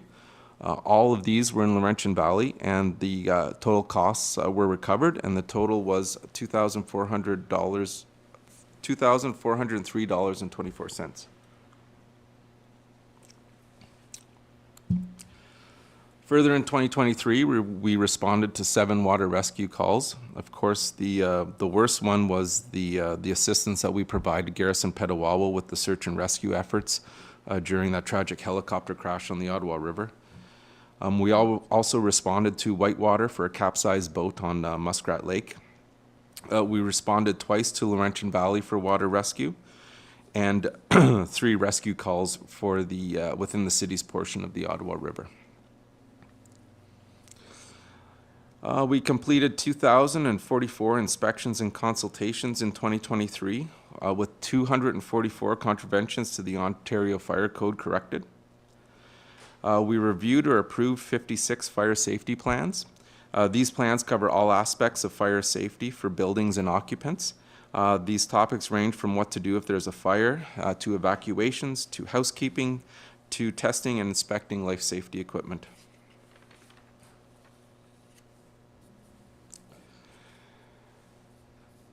So our prevention activities are broken down into 20 training events, which encompassed over 600 adults and children. We conducted 13 fire hall tours for a little over 100 people. And finally, the fire drills, we conducted 30+ fire drills in 2023. So our Fire Prevention Week events, we started off as usual with the Mayor's proclamation. And due to the timing of Thanksgiving weekend, which generally coincides with Fire Prevention Week, it fell at the beginning of Fire Prevention Week, so of course we kicked off Fire Prevention Week with our open house. And I'd really like to emphasize this open house is delivered in partnership with the Pembroke Professional Firefighters Association and Perry Ray Boyle. And we had approximately 500 attendees to our open house this year, which really was a surprise. It was encouraging to see the support from the community. During Fire Prevention Week, we continued with our smoke alarm exchange and information booths. These are held at the Pembroke Mall, the West End Plaza, and Giant Tiger. We conducted fire drills in all the schools and daycares within the city. We attended the Pembroke Lumber Kings game to close out the week. Mayor Gervais and firefighter Poirier and Sparky attended and dropped the puck. We also provided a smoke alarm exchange and information booth at the game as well. And the Firefighters Association sponsored Chuck a Puck that evening. Also, too, during Fire Prevention Week, we ran our Where's Sparky contest again to provide some additional fun around Fire Prevention Week. Firefighters also attended a reading event at the library during Fire Prevention Week, and we had another successful Firefighter for a Day contest. And this slide just gives you a quick breakdown of some of our community partners who are kind enough to support us and sponsor us for our open house. So in 2023, we continued with our usual large-scale training events such as water rescue and extrication. Also, too, we had some individuals attend the Ontario Fire College, which is online or found at several regional training centers located throughout the province, where they took courses in order to certify for their NFPA certifications. they also were successful in completing their exams as well. So the next couple of slides just quickly break down all the firefighters that attended and completed training courses in 2023. As far as administration and building goes, in 2023, the EOC, or our meeting room, saw 68 training sessions or meetings held within it. 8 of those meetings were Renfrew County Chiefs meetings, and plus myself attended 15 fire service meetings as the mutual aid coordinator. Myself and my administration staff also attended 10 conferences, seminars, and training sessions. I attended 5 public ed events, including 2 mentoring events with Algonquin College. And we have built a following of 815 followers on Facebook and 200 followers on X, which was Twitter.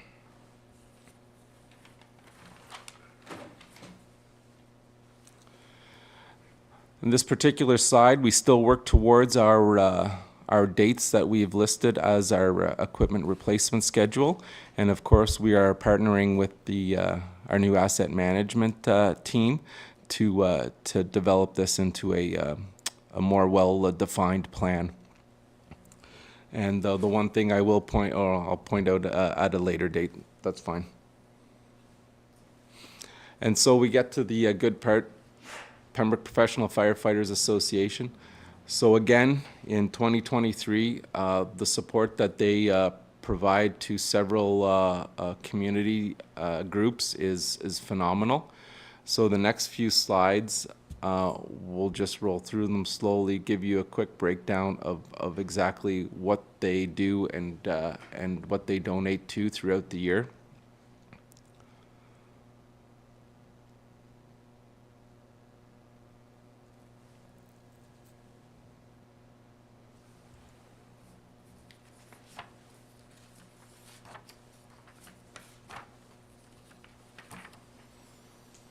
So I'll just give a quick breakdown. Some of the bigger things that they donate to would be St. Joseph's Food Bank, Coldest Night of the Year, Muscular Dystrophy Canada, sponsor registration fees for families for Pembroke Minor Hockey, Heart and Stroke Foundation, Cancer Society Daffodil Campaign, the school hockey programs at Bishop Smith and Fellows. They donated to Tim Hortons Camp Day. They sponsor Men's Night at the Pembroke Golf Club. They donate to Meals on Wheels, Boys and Girls Club. They purchased Fellows football jerseys. They've donated to Canadian Mental Health Association.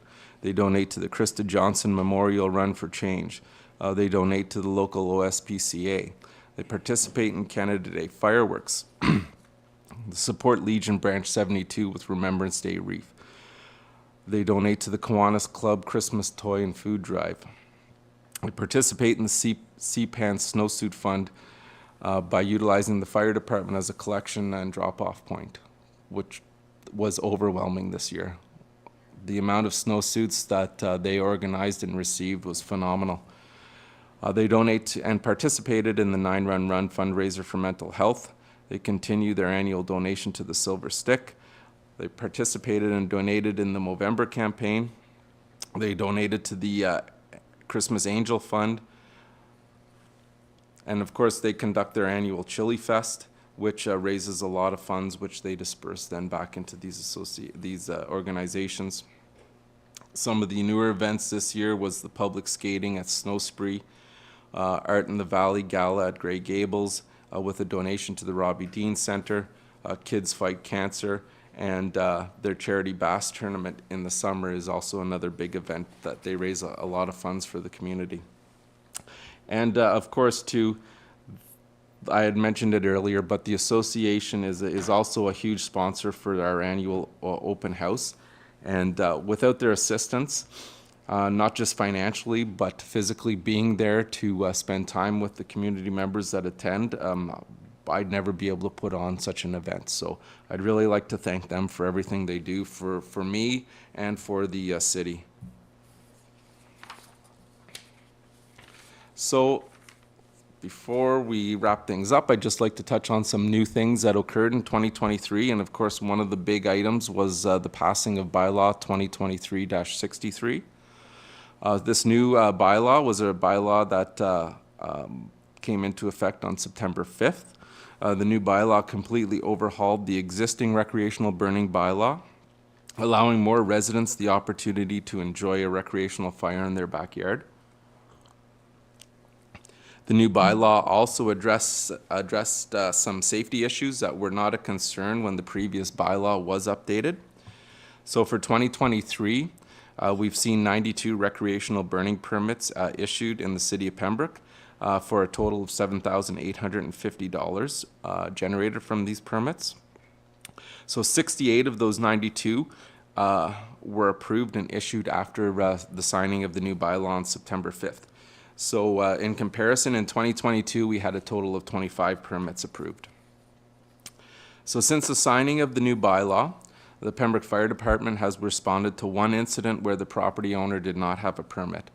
And I remember this incident, and the owner was at the fire hall the next day and purchased one. It was just like he's a new resident here, and he just wasn't aware of the bylaw. So further to that, the fire department responded to 2 other incidents since the signing of the new bylaw, and those I would describe as false alarms, where one was a propane smoker, and the other incident, the property owner actually had a permit. So also new and exciting for 2023 was the arrival in October of our new Discovery Endeavour aluminum trailer. So this trailer will act as an incident command post during larger events. It will also offer shelter to command staff, firefighters, and those who are displaced during emergency responses. And finally, the trailer is a key element in our cancer prevention strategy. Also in October, Council approved the replacement of our 2008 DR 520 rescue boat. So we initiated the procurement process, but did not receive any interest. So following the city's procurement policy, Council approved the single source option. The boat committee proceeded with discussions and came to an agreement on a 2024 Pulsecraft 20-foot Stanley rescue boat from Connor Industries. The boat will definitely meet all the department's needs when performing operations on the river. So these 2 large purchases that we made in 2023 are perfect examples of the kind of teamwork and collaboration that between management and staff that we strive for at the fire department. And finally, one thing I'd like to touch on is a critical incident response procedure. So a culmination of several critical incidents can be devastating to firefighters and families, and also to the employer, being the city of Pembroke. So to mitigate the risk of these critical incidents, I tasked firefighter Luke Dunn and firefighter Emma Gibbon with researching guidelines and procedures on critical incident exposures and what to do when they occur. So the new procedure was approved with the approval of Human Resources, came into place in the fall of 2023. So it covers steps to take pre-event. So we give the firefighters tools to help deal with these incidents before they happen. Give them tools how to deal with it during it and how to deal with it afterwards. So this procedure was not applied in 2023. However, we've had to use it once in 2024 already. So I'd just like to say that I'm extremely proud of this document and the work that firefighter Dunn and firefighter Gibbon put into that. And that's it for the summarized annual report, and I'd like to thank Council for all their support in 2023. I'd also like to thank the senior management team for all their support as well. Thank you, Chief. That's really packed a lot into 1 year. That's awesome. Questions, comments from Council? First we have Councillor Lafreniere, then we have Mayor Gervais. I want to thank you for the report, and as always, we know you've proven again excellent service to our community, and I just have a couple of questions about your report. Very opening of your report, it said that in Ontario, I don't understand. It said fire deaths are down, but fatal fires are up. Can you explain that? Because to me, if fire deaths are down, how can fatal fires be up? Obviously, you have an answer. Through you, Mr. Chair. Yes, I was expecting that. I could see the Yeah. I could see the confusion. In 2022, the number of fatal fires were lower, which means that more people were perishing within particular fires. So in 2022, perhaps we saw several fires where there was 7 people perish, which brings the number of deaths up, but the number of fires stay low. Whereas in 2023, we saw fires where there was only one individual who perished, which means, the level of deaths stay low, but the number of fires go up. Okay, thank you. Under the incident types, I was wondering if you could add a category, and that would be out of town. So that's just a note. So how many incidents were actually out of our municipality, just because it's easier reference in the report? Yes? Through you, Mr. Chair, in the report itself, there is a section that does discuss out-of-town responses, and there were 9 out-of-town responses in 2023. Okay, I saw the 2.9%, but I wasn't sure if there was a number there. Okay, thank you. And I just want to make a comment. You had mentioned that, given the traffic detours and things like that, 5 minutes, 22 seconds, you felt that was good? I think that's excellent. I mean, years ago, they came in with the 10 and 10. So it was 10 firefighters in 10 minutes, and you're still managing with all the detours to get it done in 5.22. So I commend you for that. So I just want to say thank you for your hard work and your team at the fire department. Thank you. Thank you. Thank you. If I may, Mr. Chair, further to Councillor Lafreniere's comments, one of the detours did send us through a residential neighborhood, which sort of brought me back to when we were on Victoria Street traveling Isabella. So, there's a lot of things that that staff have to deal with when they are responding to the emergency, and one of the first and foremost is the safety of the citizens and the people that are in the truck when they are responding. So yes, an emphasis is placed on fast response times, but then there is also an emphasis on safety. And I think in the end, myself, I would prefer that safety trump everything, because if staff can't get to a scene safely, or if they injure somebody en route, then we're not doing our job, or we can't do our job, so. Thank you. Mayor Gervais? Thank you, Mr. Chair, and thank you, Chief, for your report, but also to all of the firefighters that make up your force, and that's the commissioned or career firefighters, as well as your volunteers that make up that complement. When I look at the staff years of experience, and that's volunteer, but that's also the career firefighters, it's noteworthy that the number of years that most of the force has, which tells me that the City of Pembroke Fire Department is a great place to work, but it also tells me that there must be a great atmosphere there, because if we all know that if there's a toxic atmosphere, well, then individuals leave. Certainly, it goes without saying, very proactive in terms of the education as well as the community mindedness of your association. One thing I'm curious about is, so with and Councillor Lafreniere would know this in terms of the Police Services Board. So sometimes when we look at statistics, we quiz then the inspector to try and figure out whether or not there's a rhyme or a reason to certain statistics. And sometimes there's not, but sometimes there is. And so we know that when we went through COVID, different incidents, calls for service went up where there's neighbors fighting with one another and so forth because they're home, they weren't going to work. So there was a rhyme to, or a reason to certain statistics, and because we were trying to drill down and figure out, well, how can we get rid of certain calls for service? Is there a way? That sort of thing. So when I look at your report, and there may not be an answer, because trust me, on the police side, sometimes there's not an answer as to why they're responding to certain things. They try their best, they do education and that sort of thing, but sometimes it just doesn't, it has an effect, but maybe it's not a cause and effect in terms of the numbers.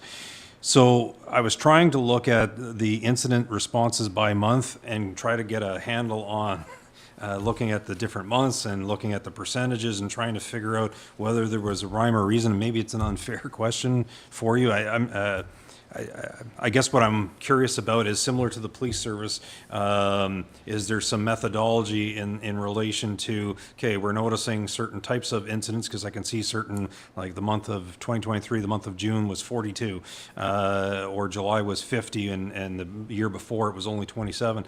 So is there some methodology or some, okay, this is the type of incidents that we're seeing, and so as a result, we need to focus better on certain education pieces or do something differently?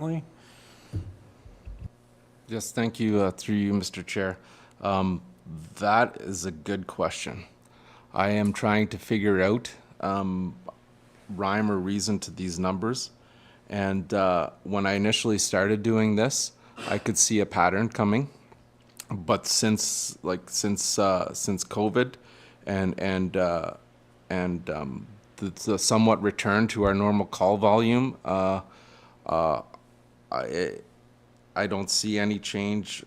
Like it looks like the call volume is pretty constant right across month to month to month. So I think the focus will be on seasonal messaging as well. I think in some respects, certain times of the year, especially August and September, people are more active. We're seeing more trips, more preparation for September, things like that. I think that has a lot to do with the increased call number in August and September. However, the others, I'm still trying to narrow it down. For example, this February in 2024, it's like we've had more calls than some of the months in 2023, and it's only, well, it was an extra day in February, but it's a short month, so it is something that I'm looking into and trying to drill a little deeper into. Keel? Not to belabor it, but I want to thank you for your leadership. I mean, getting to know the fire department has been absolutely one of the highlights of getting elected to this council. This past year, I mean, every event that I'm at, and you see them coming out, and you see their interaction, especially with the kids. The kids love to see the firefighters and Sparky and all that. From talking with the firefighters, I know they hold you personally in very high regard, which for me sitting at this table really makes me feel good about having you as the chief, and shows that there's a lot of confidence in you from your men and women. And mostly, I just want to take this moment to thank our firefighters for everything that they're doing, not just in the job, but outside the job. And that list that you gave in terms of their community involvement, I would challenge every other department in the city to get that kind of list together. I mean, they're professional firefighters. They have full-time jobs, and they're raising tens of thousands of dollars and volunteering hundreds of hours in the community. I mean, that's a bonus to this city that no other department, and I'm not trying to get disgruntled by any other departments, but I mean, if they could do half of what your firefighters are doing, I mean, that's only benefiting the community. I couldn't thank them enough. I mean, just last Friday, I mean, they were at the hockey tournament, and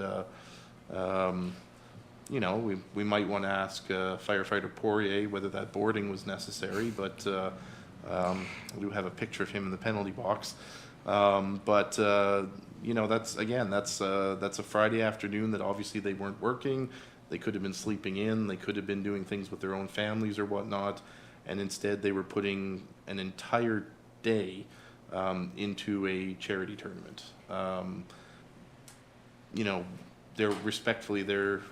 They're to me top-notch community members in addition to being firefighters, and I personally couldn't be more proud of them. And I know that it's part of your leadership that promotes that kind of activity. So my comments more focused on more focused on the team. But of course, overall, great report, and thank you for everything that you do.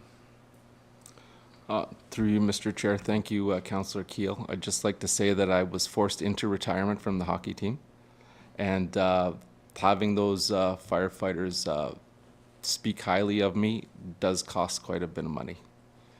Snacks on Thursday can be expensive. But thank you very much, I appreciate that.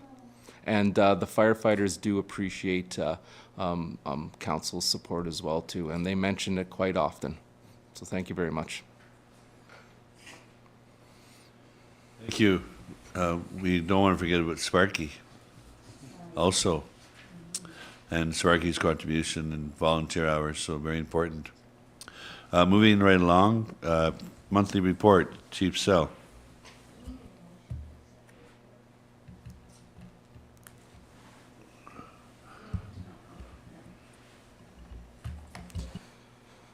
All right, thank you, Mr. Chair. So the February 2024 monthly report.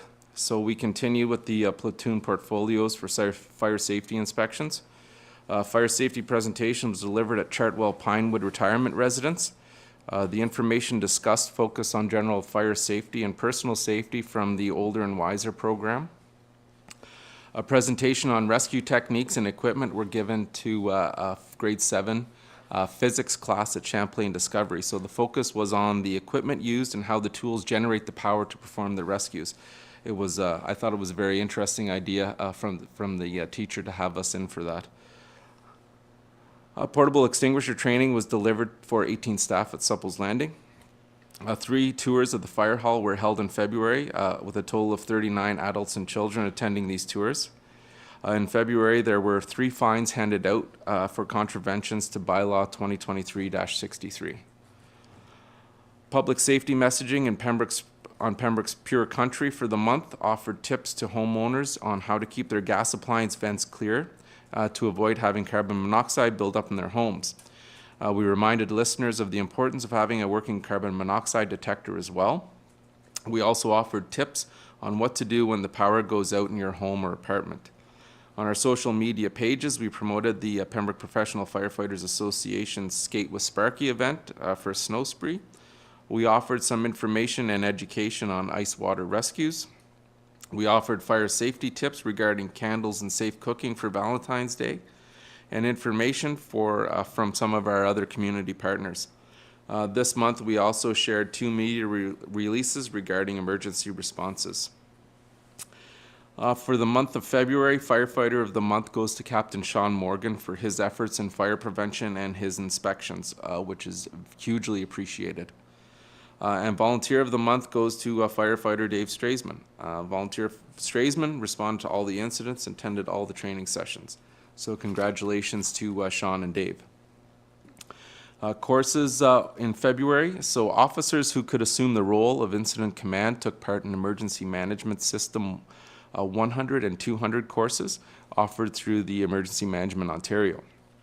7 members of the fire department, including myself, attended these courses.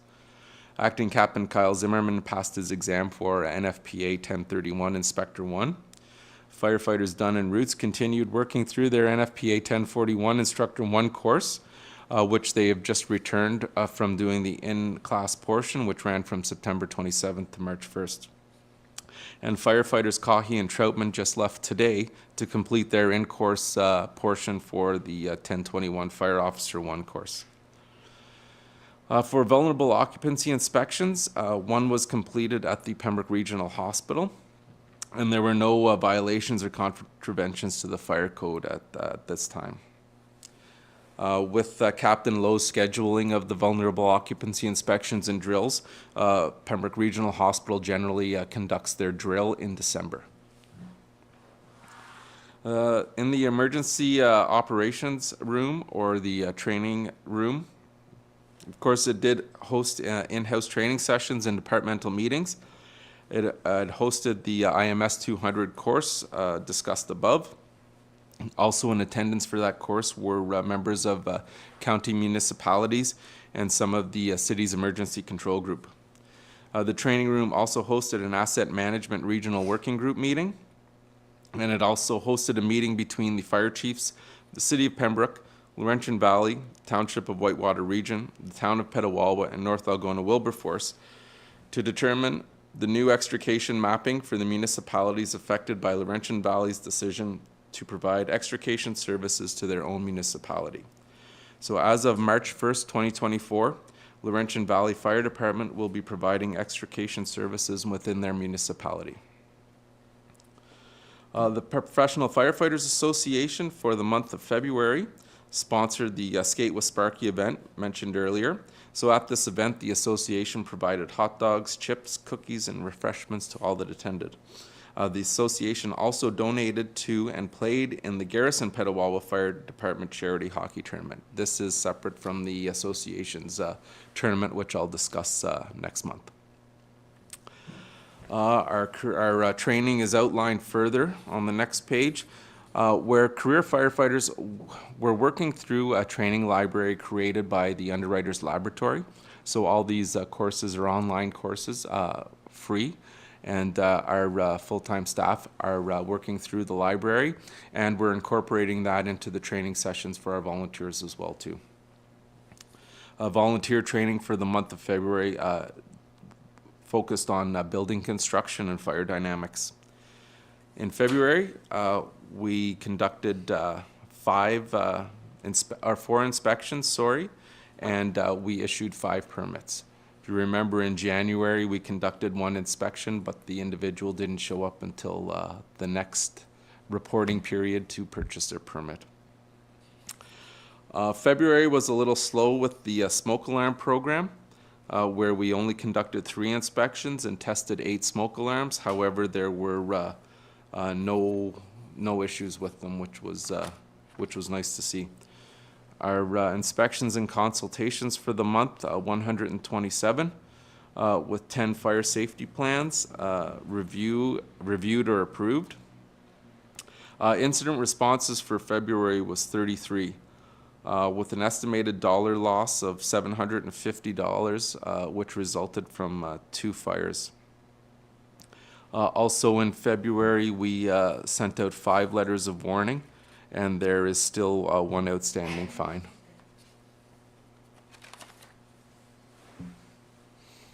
Thank you, Chief Sell. Any questions or comments by council? Councillor Keel?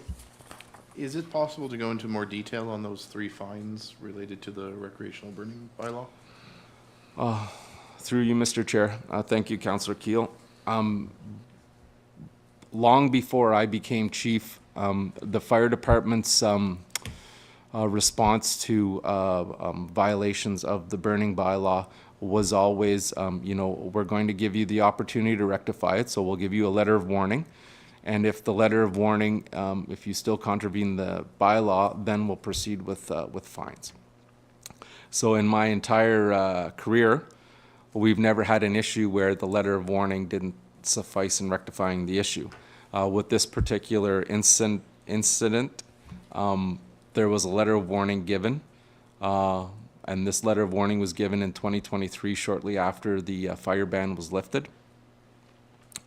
And then the individual continued to do this again with the same incident going on. So I felt that it was appropriate to take the next step in laying fines. So there were 3 separate fines given to 1 individual. I think that I'm happy with how you're proceeding. Certainly the letter of warning, I think, is good for our residents to be educated first. No problems with that, and I don't know, it's weird to say this, but I'm happy to hear it's just 1 individual, because otherwise, I did promise council that, that we would keep a close eye on this. We were obviously opening things up, but I'm happy is the wrong word, I'm sure, but I'm happy to hear it's just 1 individual, and so far I think things are going pretty good. Questions or comments for the chief on his monthly report? Seeing none, we'll move right along. Item C, water rescue agreement with the Township of Whitewater Region. Chief Sell. So it is recommended the committee approve the entry into fire service agreement reached between the City of Pembroke and the Township of Whitewater Region concerning the provision of water rescue services by the Pembroke Fire Department to the Township of Whitewater Region. So in early September, or in early spring 2023, a meeting between the mayor and the CAO of the City of Pembroke and the Township of Whitewater Region was held to discuss opportunities for partnerships between our municipalities. One service that was discussed was water and ice rescue. Interest was expressed, and the opportunities to provide this service to the Township of Whitewater Region was certainly presented as a possibility. In October of 2023, Township of Whitewater Region approved the entry into an agreement. The agreement was then brought forth at the Finance Administration Committee on December 5th, 2023. And Council did at this time agree in principle to the partnership. However, there were some areas of the agreement that needed clarification and rewording. So the following points that I summarized in the December 5th report remain the same. There's been no change to the area, no change to the term of the agreement, no change to the annual administrative fee of $3,000 plus a one-time equipment purchase of $7,842. Commencement date would be negotiated if council decides to move forward with this. Training sessions will continue to move forward, and the services rendered would be strictly for water and rescue services. Water and ice rescue services, sorry. So after discussion with Whitewater, it was agreed that the section 6.2 would be removed. This was the section that required clarification. So this agreement meets one of the visions and underlying principles of the strategic plan as it develops a partnership with another municipality. As this may not utilize a climate lens as the climate lens was originally intended, it does put a plan in place to address potential climate change with milder winters and worsening ice conditions. So as far as financial implications go, the administration fee is $3,000 annually, and it would commence upon an agreed time. We'd have to discuss that with Whitewater, and of course the one-time payment would be sent to the City of Pembroke at a discussed time as well. And there is no increase to insurance costs for the City of Pembroke to provide this service. So, Councillor Frenier? Yes, thank you, Chief.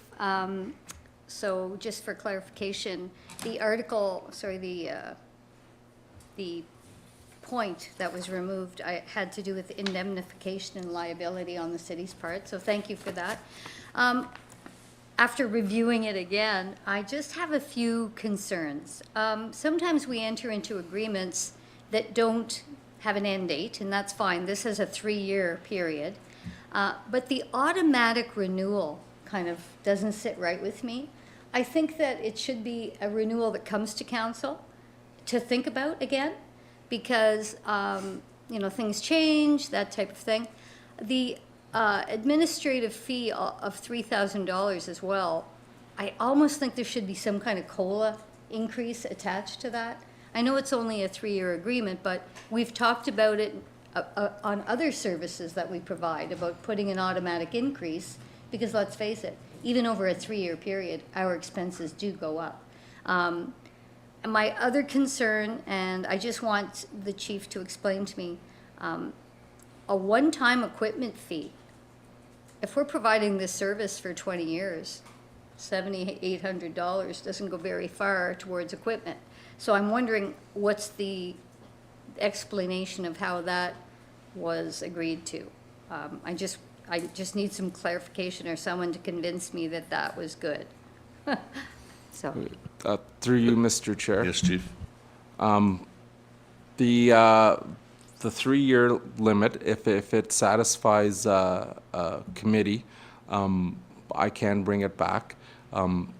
I personally like the 3 years because it is my intent, looking at some of the other agreements that we have, that these agreements need to be revisited more often, perhaps, than what they've been revisited in the past. So I think the 3 years and bringing and sitting down with Whitewater is appropriate. So in that. I wouldn't suggest removing automatic because we could run into a window where perhaps the agreement ends December 31st, but then negotiations and meetings couldn't perhaps happen until, mid-March.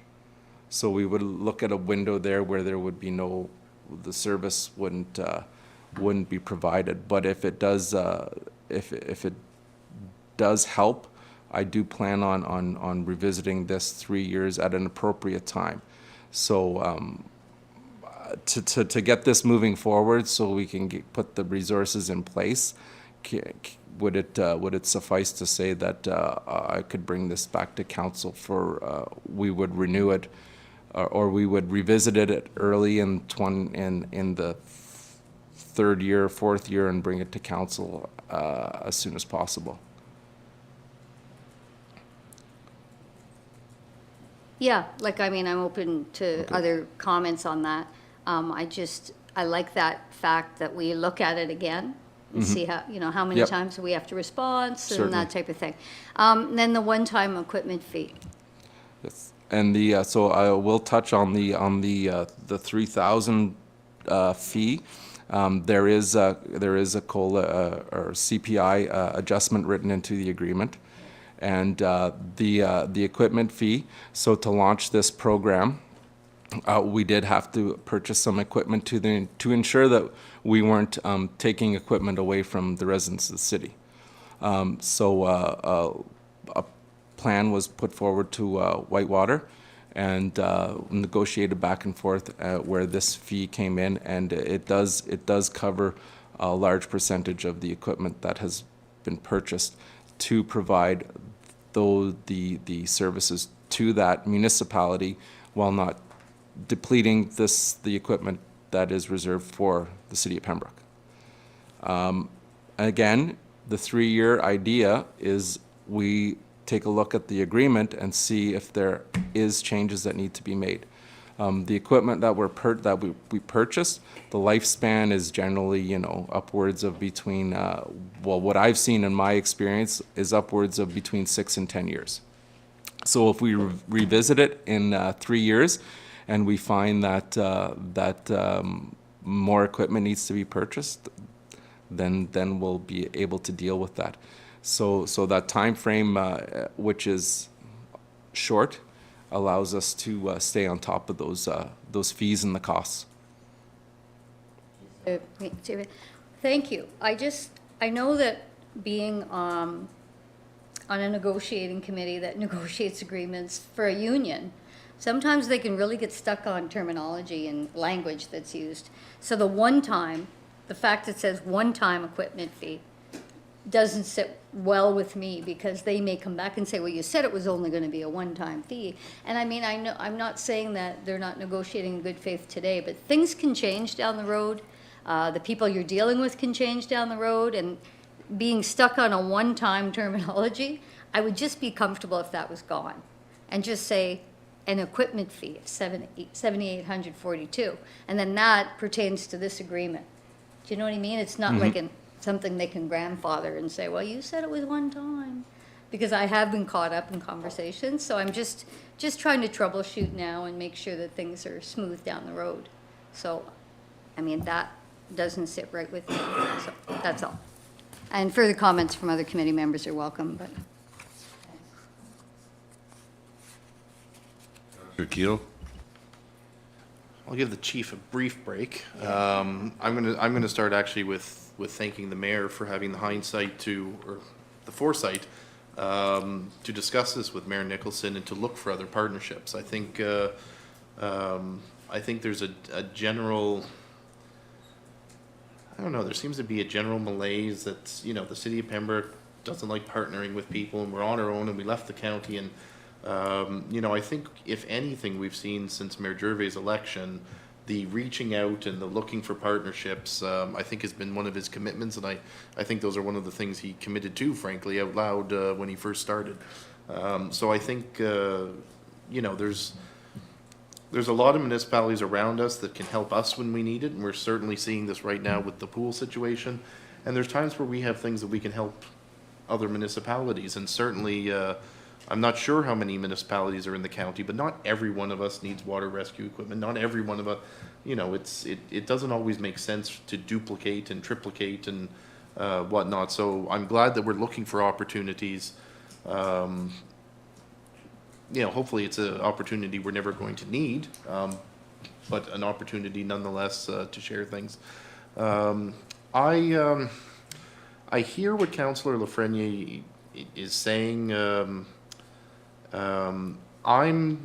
What sways me is that I am going to trust staff that they will bring this back to us prior to the 90-day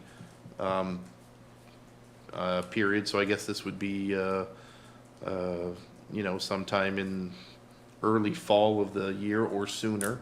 I certainly, especially in having conversations with Councillor Lafreniere, I'm certainly now more nervous than I was when I started here about just ongoing open-ended contracts that seem to linger. So I think 3 years as a starting point is not the worst thing. I'm going to trust that the chief and the CAO will bring this back to us before the deadline for us to give 90 days notice. Certainly if things, you know, if things change, we can always give our 90 days notice, and, you know, I presume Whitewater would kick itself into gear to look at what our concerns are, and hopefully we would never actually breach, you know, a point where we're providing no service at all. So I think this is hopefully a new age for the city, and in partnering with others, and certainly Whitewater is, you know, not always a partner of ours. They're not an immediate neighbor like Laurentian Valley is. So I'm going to move that I forget what the recommendation was. Have to scroll up. That the committee approve the entry.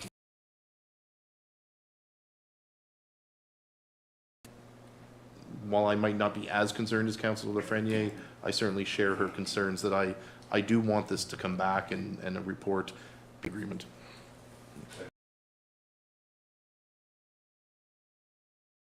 Comment. So I appreciate the kind words. I would say, though, that it's a combination of working with staff to make sure that the city of Pembroke is working with other municipalities, working with the federal government, the provincial government, and constantly we continue to try and work with others. And I think in this day and age we have to.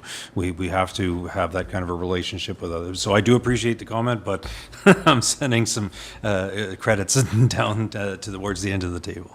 Thank you. So did you have a further comment, Chief, before we have the vote? Okay, motion on the floor to accept the agreement. Those in favor? Carried. Good evening. Item D. The recommendation is this report is for information only. A bylaw to authorize the signing of the transfer payment agreement is included in the council package this evening. So it will be submitted to the ISEP public transit stream for acquisition of a passenger van. If successful, this van would be leased to the Friends of the Disabled, a handy bus service, to replace a 2010 GMC 15 passenger kneeling bus. So the city was confidentially advised in the fall that we were successful in the application and for payment agreement for this grant. So we've been given permission now to mention it publicly. The vehicle has been tendered out and delivery is expected this spring. Information regarding the lease agreement between the city and the Friends of the Disabled for this new vehicle will follow in a future meeting. Financial implications. So the city's share of costs will be funded through the Transit Gas Tax Funding Reserve Fund, and the project was included in the 2024 budget passed on February 20th, 2024. If I have any questions, I can answer them. That's great news. Any questions or comments for CEO? Seeing none, thank you for your report. Last item for tonight, Mayor's License Modernization.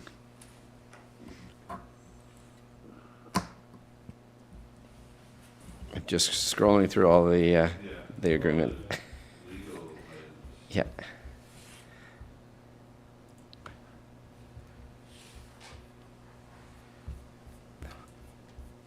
It is a very long document.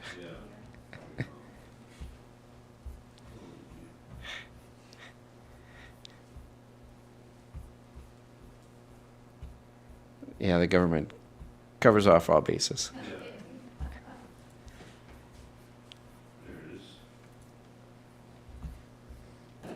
Okay. So this report is also for information only. A bylaw is included in tonight's council agenda. So city treasurer staff have volunteered to participate in a new online marriage license portal provided by Service Ontario through their Marriage License Modernization Initiative. So per the Service Ontario, the Marriage License Modernization is a overarching initiative which aims to streamline and transform both the paper-based marriage license application process for applicants and the issuance process for municipalities. This process is using a phased implementation approach and gradually rolls out to additional municipalities through 2023-2024, culminating with onboarding all interested municipalities province-wide by 2025. So the City of Pembroke has been selected to participate in phase 2 of the program, and this program will allow marriage license applicants to apply for a marriage license online and submit their IDs and supporting document electronically. Once information has been submitted, the municipal office will be notified, providing staff an opportunity to review and process the application practice. There is no financial implications to participate, and the new portal actually will enhance the privacy of information and provide a more flexible process. Thank you, Mr. Unruh. Any questions or comments? Councillor Keel? Thank you, Mr. CAO, for bringing us up to speed on this. I think this is a great secondary option for people. The only question that I have, and it might just have been the wording of the report, is it says during this phase, the city will continue to accept and process applications received in person. So the one thing certainly that I've found in dealing with our new modernized court system, where they would like everything to be filed electronically or whatnot, is there's a number of our residents that are just not there. And trust me, I personally file everything pretty much online that I can at this point. I'm all in favor of this. Was anything meant by the phrase during this phase, or was that just wording? Because personally, I think we're going to, or I think we should be offering, counter service probably for at least a few more years at this point. I don't think we're quite there, but just question on that wording. Yeah, so the report was prepared by the treasurer, so I'm not 100%. I'm not sure if the clerk has any, no. But the thing is too, is if it is completely electronic and not accepting those documents, I'm positive to say that staff could aid in regards to putting all the documents online if needed to be done. Mayor Gervais?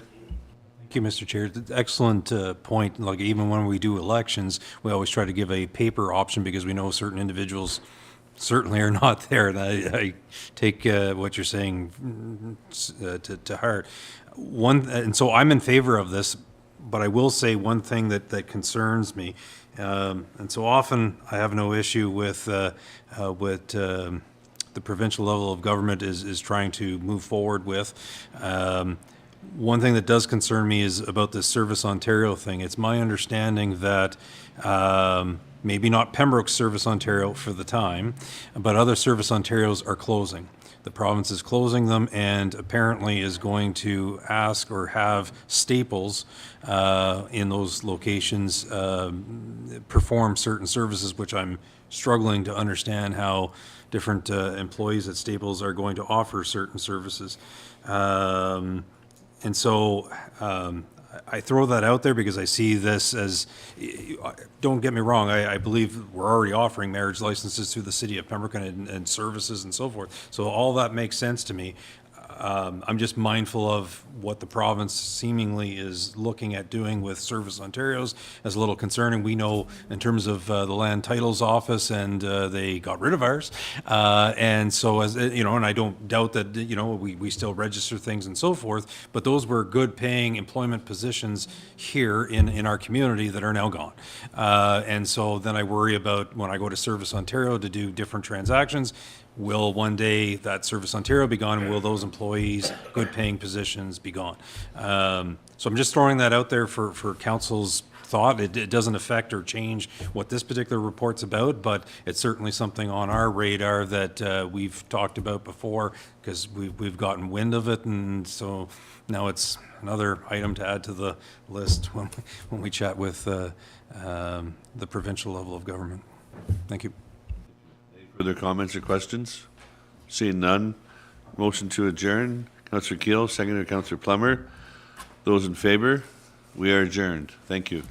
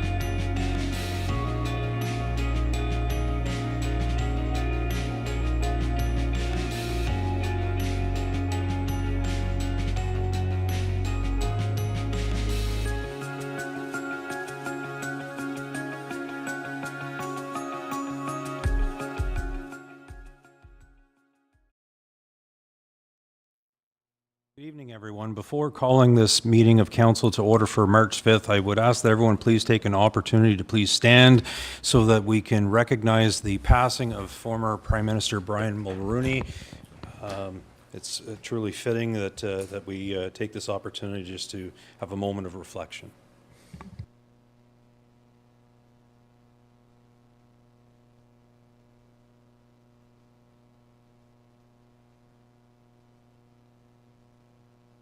Thank you. And if we can call this meeting to order for March 5th, and if we can please stay standing so that before opening this meeting of council, we can ask those who wish, each in your own way, silently join in a prayer of guidance over these proceedings.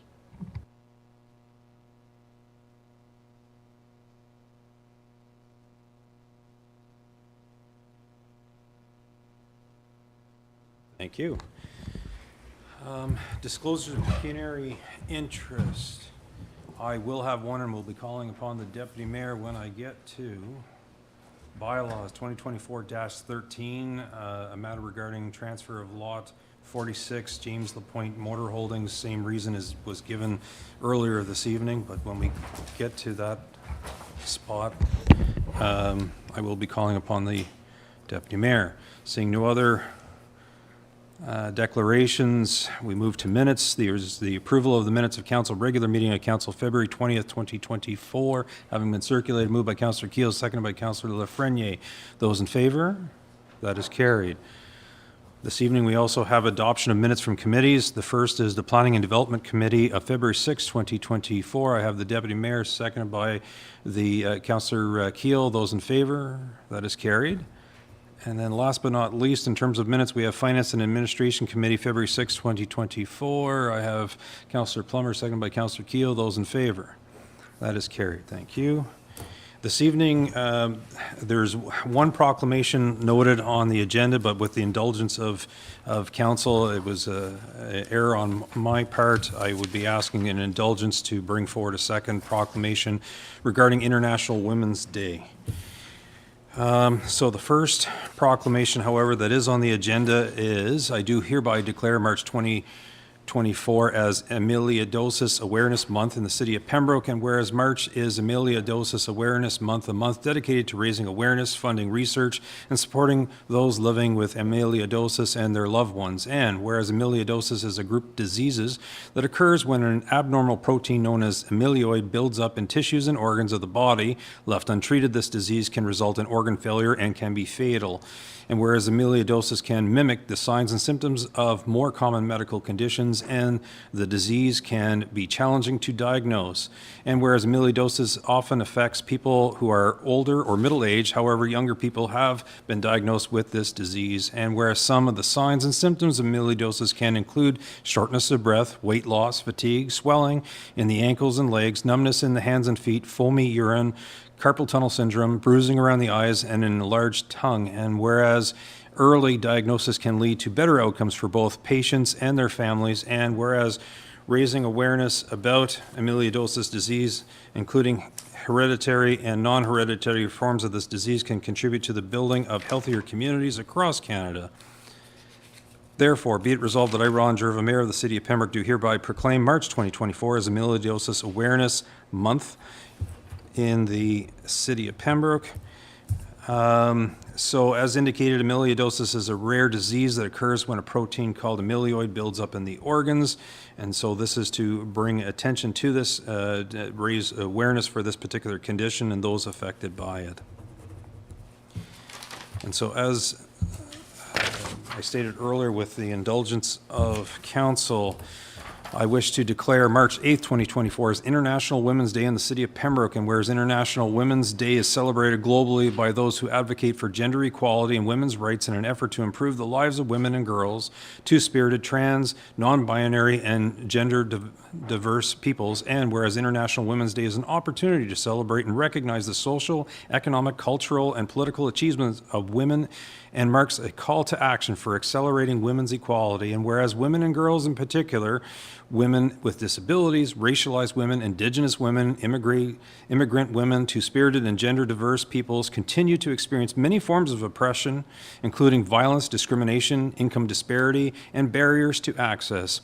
And whereas the International Women's Day is a time to work towards a world where each woman and girl can exercise her choice, such as participating in politics, getting an education, having an income, and living in societies free from violence and discrimination.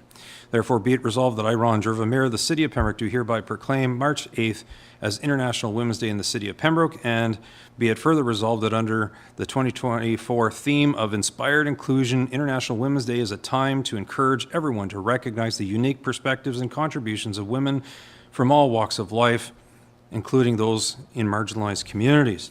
So as the proclamation states, the International Women's Day is March 8th. It's truly important to take this time to reflect and acknowledge and celebrate the contributions of women from all backgrounds. This is especially meaningful for myself as I reflect upon the talk given by the Honourable Jody Wilson-Raybould earlier today when she was speaking to coming from different cultural backgrounds and achieving different goals in our society as a woman.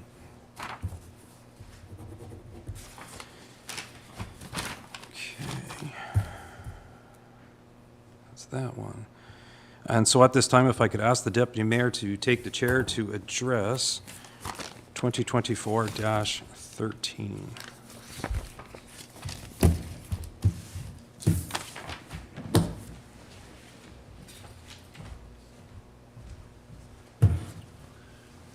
Councillor Keel?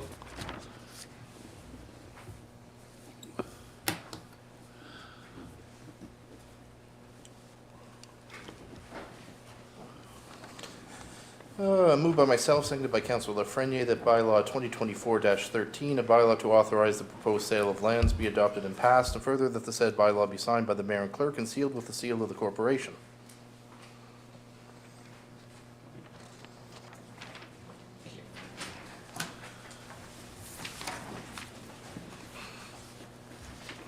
Thank you. Moved by Councillor Keel, seconded by Councillor Lafreniere, that bylaw 2024-13, a bylaw to authorize the proposed sale of lands be adopted and passed, and further that the said bylaw be signed by the mayor and clerk and sealed with the seal of the corporation. Those in favour? Carried. Comment, Councillor Keel? Since it's been carried, I'll reserve comment.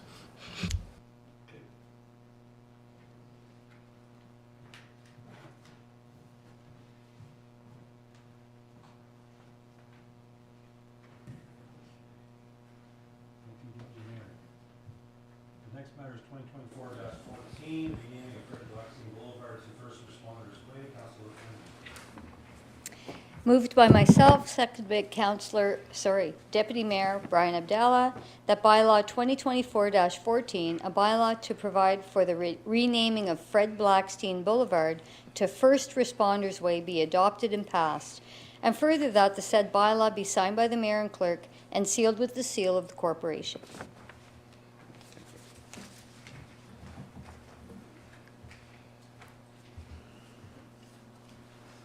Thank you. Moved by Councillor Lafreniere, seconded by the Deputy Mayor, that bylaw 2024-14, a bylaw to provide the renaming of Fred Blackstein Boulevard to First Responders Way be adopted and passed, and further that the said bylaw be signed by the mayor and clerk and sealed with the seal of the corporation. Councillor Lafreniere? Yes, this came under discussion when we received a request from Mr. Fred Blackstein himself requesting that this be changed, that the name be changed to First Responders Way. He felt that in light of the service that all first responders provide to our community, that it only befitting that this entrance to the waterfront be honoring them, because this is a place that they can go and reflect and just, think about maybe the experiences that they've had and give them some kind of solace in their times.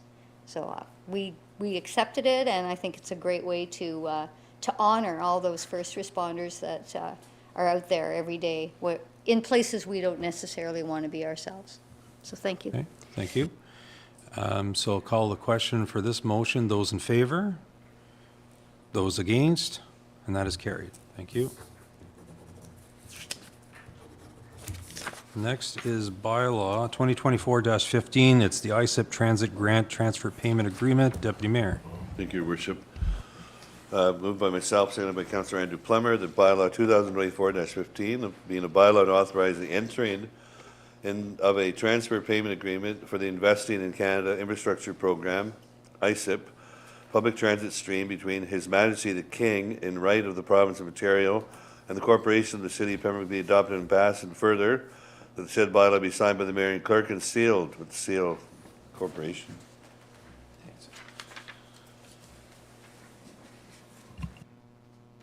Thank you. Moved by the Deputy Mayor, seconded by Councillor Plummer, that bylaw 2024-15 being a bylaw to authorize the entering into a transfer payment agreement for the Investing in Canada Infrastructure Program, ISIP, public transit stream between His Majesty the King in right of the Province of Ontario and the Corporation of the City of Pembroke be adopted and passed, and further that the said bylaw be signed by the Mayor and Clerk and sealed with the seal of the Corporation. Deputy Mayor? Worship, this was brought up earlier in committee, and the city was successful in getting a grant for the handy bus, which they'll be using, and the city will lease it back at a nominal fee. And it's very vital to the handy bus to have this bus. Thank you.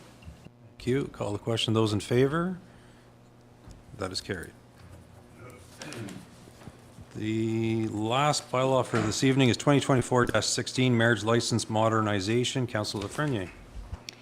Yes, moved by myself, seconded by Councillor Ian Keel, that bylaw 2024-16, being a bylaw to authorize the entering into a participation agreement for the marriage license modernization phase 2 between His Majesty the King in the right of Ontario as represented by the Ministry of Public and Business Service Delivery and the Corporation of the City of Pembroke be adopted and passed. And further that the said bylaw be signed by the Mayor and Clerk and sealed with the seal of the Corporation.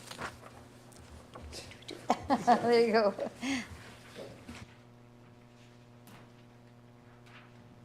Thank you. Moved by Councillor Lafreniere, seconded by Councillor Keel, the bylaw 2024-16, being a bylaw to authorize the entering into of a participation agreement for the marriage license modernization phase 2 between His Majesty the King in right of Ontario as represented by the Ministry of Public and Business Service Delivery and the Corporation of the City of Pembroke be adopted and passed, and further that the said bylaw be signed by the Mayor and Clerk and sealed with the seal of the Corporation. I think it's self-explanatory, the fact that we're modernizing the marriage license application. So that's pretty much it. You call the question. Those in favor? And that is carried.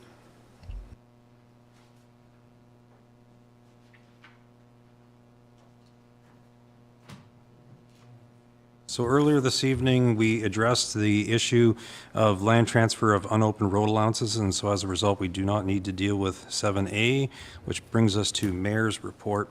So good evening, everyone. It's my pleasure to bring to you my Mayor's Report. I wish to again remind everyone to please stay off the rivers. We continue to hear of people who needlessly lose their lives falling into the rivers and lakes, taking chances that they should not, and risking their lives, but as well risking the lives of others who attempt to save them. Regarding invitations, appearances, and other matters, on February 22nd, I had the pleasure of meeting two fellow high school students to speak about the topic of gentrification, which is what they were researching. It gave me an opportunity not only to discuss that, but also to discuss the benefits of multiculturalism, culture, and the economy in general for Pembroke and what it means to Pembroke. On the same date, I had the pleasure of attending Daswisha Dam to receive a tour. It was good to hear firsthand regarding water levels and the issues directly affecting our ratepayers.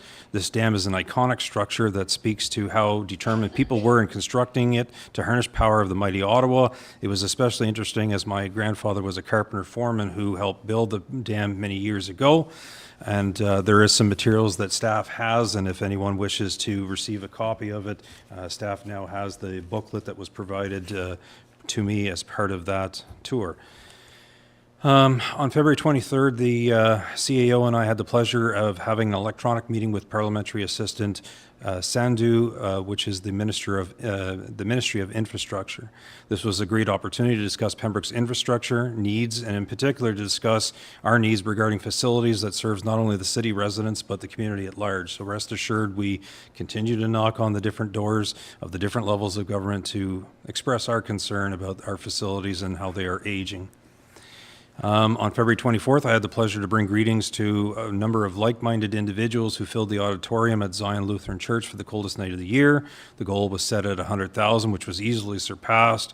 As I noted that night, thanks goes out to the organizers of the event, participants, but most of all, those who opened their hearts and gave generously to the participants so that the grind continued to do the great work that it is doing. It was a crisp evening, but all the participants were safe.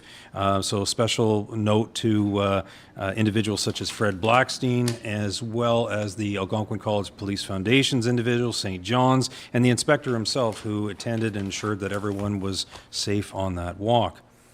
On February 25th, I had the sincere pleasure to attend a book launch for the book release of Jamie Bramberger, which is Sudden Impact. And so I would ask that everyone please support Jamie Bramberger. He's a local individual that gives so much to this community, does so much for all of us, and is just very community-minded. So I would ask that please, if possible, to please support Jamie in this latest endeavor.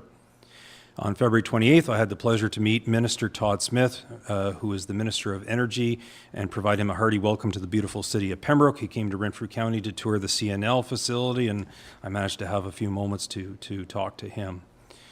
On March 2nd, I attended the Climate Cafe with our CAO held at the Pembroke Public Library. Certainly a great initiative to discuss climate questions and inquiries. A special thank you to Ann Pohl and the Council of Canadians for their invitation.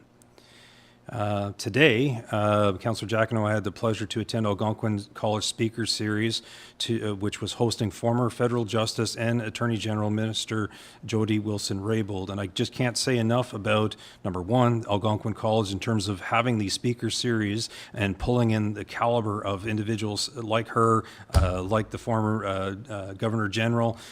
So I just simply can't say enough. The president was present as well of Algonquin College. It was a great event, and we presented her with a gift to show her our appreciation for visiting the beautiful city of Pembroke. She gave us much to consider about reconciliation, and I look forward more reading. I look forward to reading her books. She was here to talk about reconciliation, and it's interesting some of the comments that she was making in terms of tokenism, and while it's nice to do certain things such as wearing appropriate T-shirts and so forth to bring awareness, is it tokenism? Should we be doing more? And so certainly CTV was on hand to ask some questions about that, and should the city of Pembroke consider doing different things? So certainly it'll be something to consider as we move forward on this journey. On a serious note, I want to bring to the attention of the public two serious matters since my last mayor's report. The first one was February 23rd, where there was an intimate partner violence incident that occurred in the city of Pembroke that involved a shooting of a resident. While the matter is under investigation, some details were released through the normal OPP channels on February 27th. That release was disseminated through the Pembroke Police Services Board Facebook page that was created many years ago as a tool to communicate with the public. There was an unrelated second incident since my last mayor's report, which is also serious, namely that on March 2nd, which is this past weekend, there was an incident that the OPP are investigating, which commenced near the Muskrat River in Nelson Street. Again, details were released through the normal OPP channels March 4th, and this was further disseminated through the Pembroke Police Services Board Facebook page. Additionally, the reason I'm bringing this forward in part is that I want to assure everyone that if there was ever any hint of public safety concern, that there would be an immediate release. Certainly the CAO and I probably have daily communications one way or the other, and there would be some sort of release to indicate whether or not there was a concern of that nature. Absent that, in order to not impede OPP investigations, I have every faith that the OPP release what and when they can, but I again want to assure the public that the city is safe. I want to go on, though, to say, after much reflection, that I am very dismayed with some individuals who post pictures and articles on Facebook and otherwise. I take it so that they can say that they're the first to put it on their Facebook page or or whatever page. I view this as very inappropriate and without any sense of empathy or respect to the parties and their families involved. These individuals have families. These individuals, with doing things like this, it doesn't even give the OPP an opportunity to contact next of kin, that sort of thing. And so I generally have a lot of pride in the individuals in the city of Pembroke and the good that they do and so forth. But when I witness different things like that, it is upsetting. I'll put it that way. On a lighter note, I wish to bring to everyone's attention, I mentioned at the last mayor's message that the Pembroke Handy Bus is looking at securing different types of fundraising, and so they have a paint night fundraiser on April 12th. There's only a few spots left. It's at 7 p.m. And for those that think that they need to be an expert painter, you don't. The artist walks you through different steps and shows you how to do it, and you have a great time, and you can bring along different individuals and sign up. It's a great opportunity. At the same time, you're helping to support the Pembroke Handy Bus. And as always, I would ask that everyone please be kind to one another. That brings us to notices of motion. Are there notices of motion this evening? No. Brings us to councillor updates. Councillor Lafreniere. Yeah, just a few short updates. The Civic Youth Awards Committee met to go over the celebration that will be coming up. The date is booked for June 3rd at the Best Western Pembroke. Nomination packages are going to go out to the schools and will be available to be picked up at some locations throughout the city, namely the library, City Hall. But there will be an advertisement and some public announcements going out with further information about where to pick up these packages. I also want to thank Councillor Keel for now joining our committee. He has a deep interest in volunteerism in the community, and we've got some exciting things that we're working on that will be coming forward to council later on this year. Now, I just want to let you know that the Police Services Board is going to be undergoing some changes starting April 1st, and that will be coming to council as well. This morning I attended a meeting at the Pembroke Best Western along with the mayor and Michael Stangia, who also is on the Police Services Board. And we were discussing what types of changes are coming to the roles and responsibilities with our local board. Although we're not changing as much as the other municipalities around us, certainly is going to be a large shift in our responsibilities and the workload nonetheless. But that will be coming forward shortly to this council.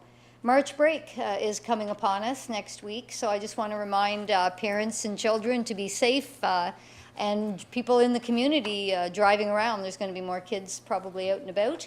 And although most of the outdoor winter activities that you rely on are probably not going to be there because of the warm weather we've been having, I just want to remind people that there is lots going on in the community for children and their parents. The Pembroke Public Library, if you go onto their Facebook page, they've got some things happening, so you can check that out. The Pembroke Mall also has lots of free activities to take your children to.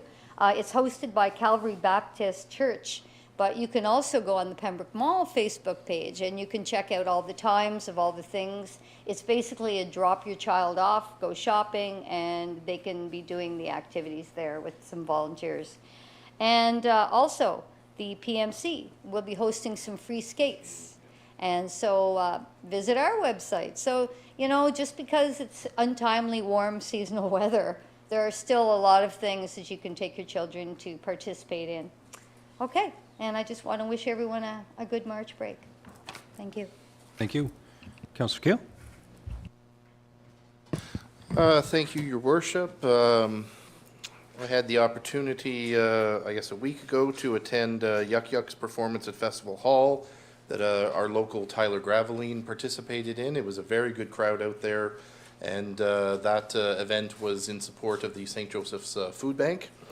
I also had the opportunity this past Friday to attend the annual Elwyn Ducrow Memorial Emergency Services Hockey Tournament, which I think is also in the record books for the longest named tournament, at least in these parts. That was held at the PMC, and I got to watch our Pembroke firefighters do a little butt kicking there, which got them into the finals.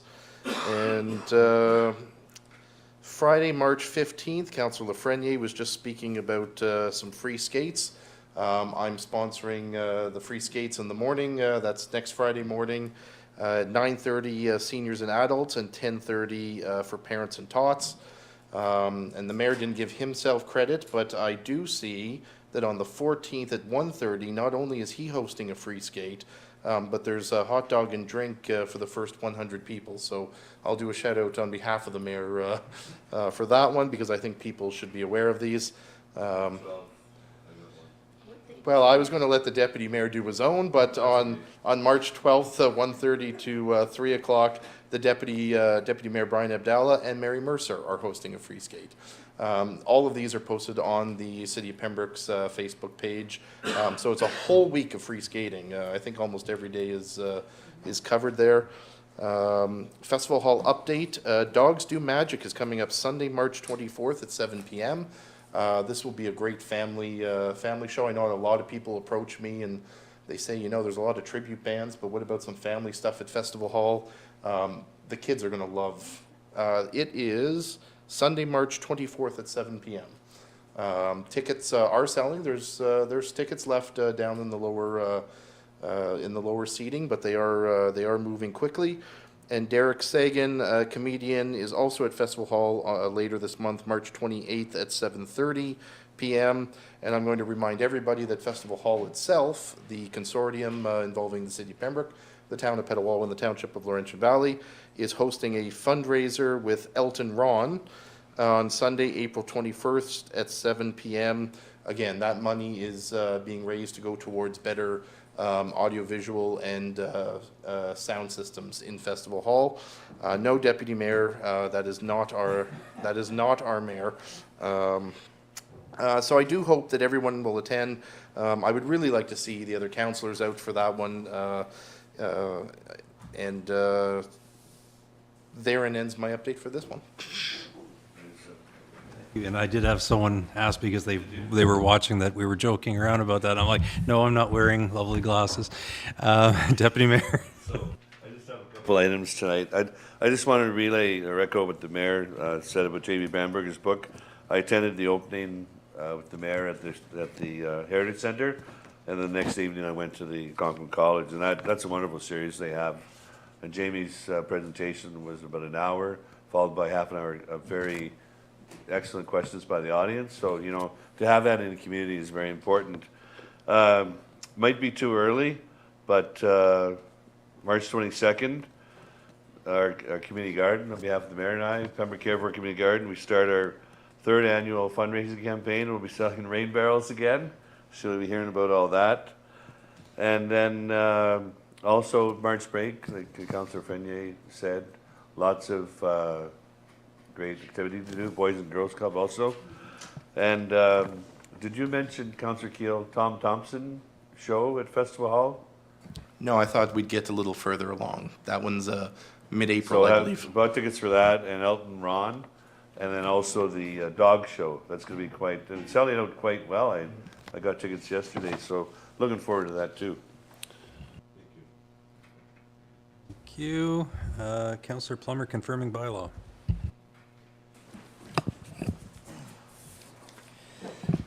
Moved by myself, second by Councillor Giacono, that bylaw 06-2024 to confirm the proceedings of regular meeting of council March 5th, 2024 be adopted and passed, and further said bylaw be signed by the mayor and clerk and sealed with the seal of the corporation. Your worship, I'll second that. Seeing Councillor Giacono's nod. Yeah.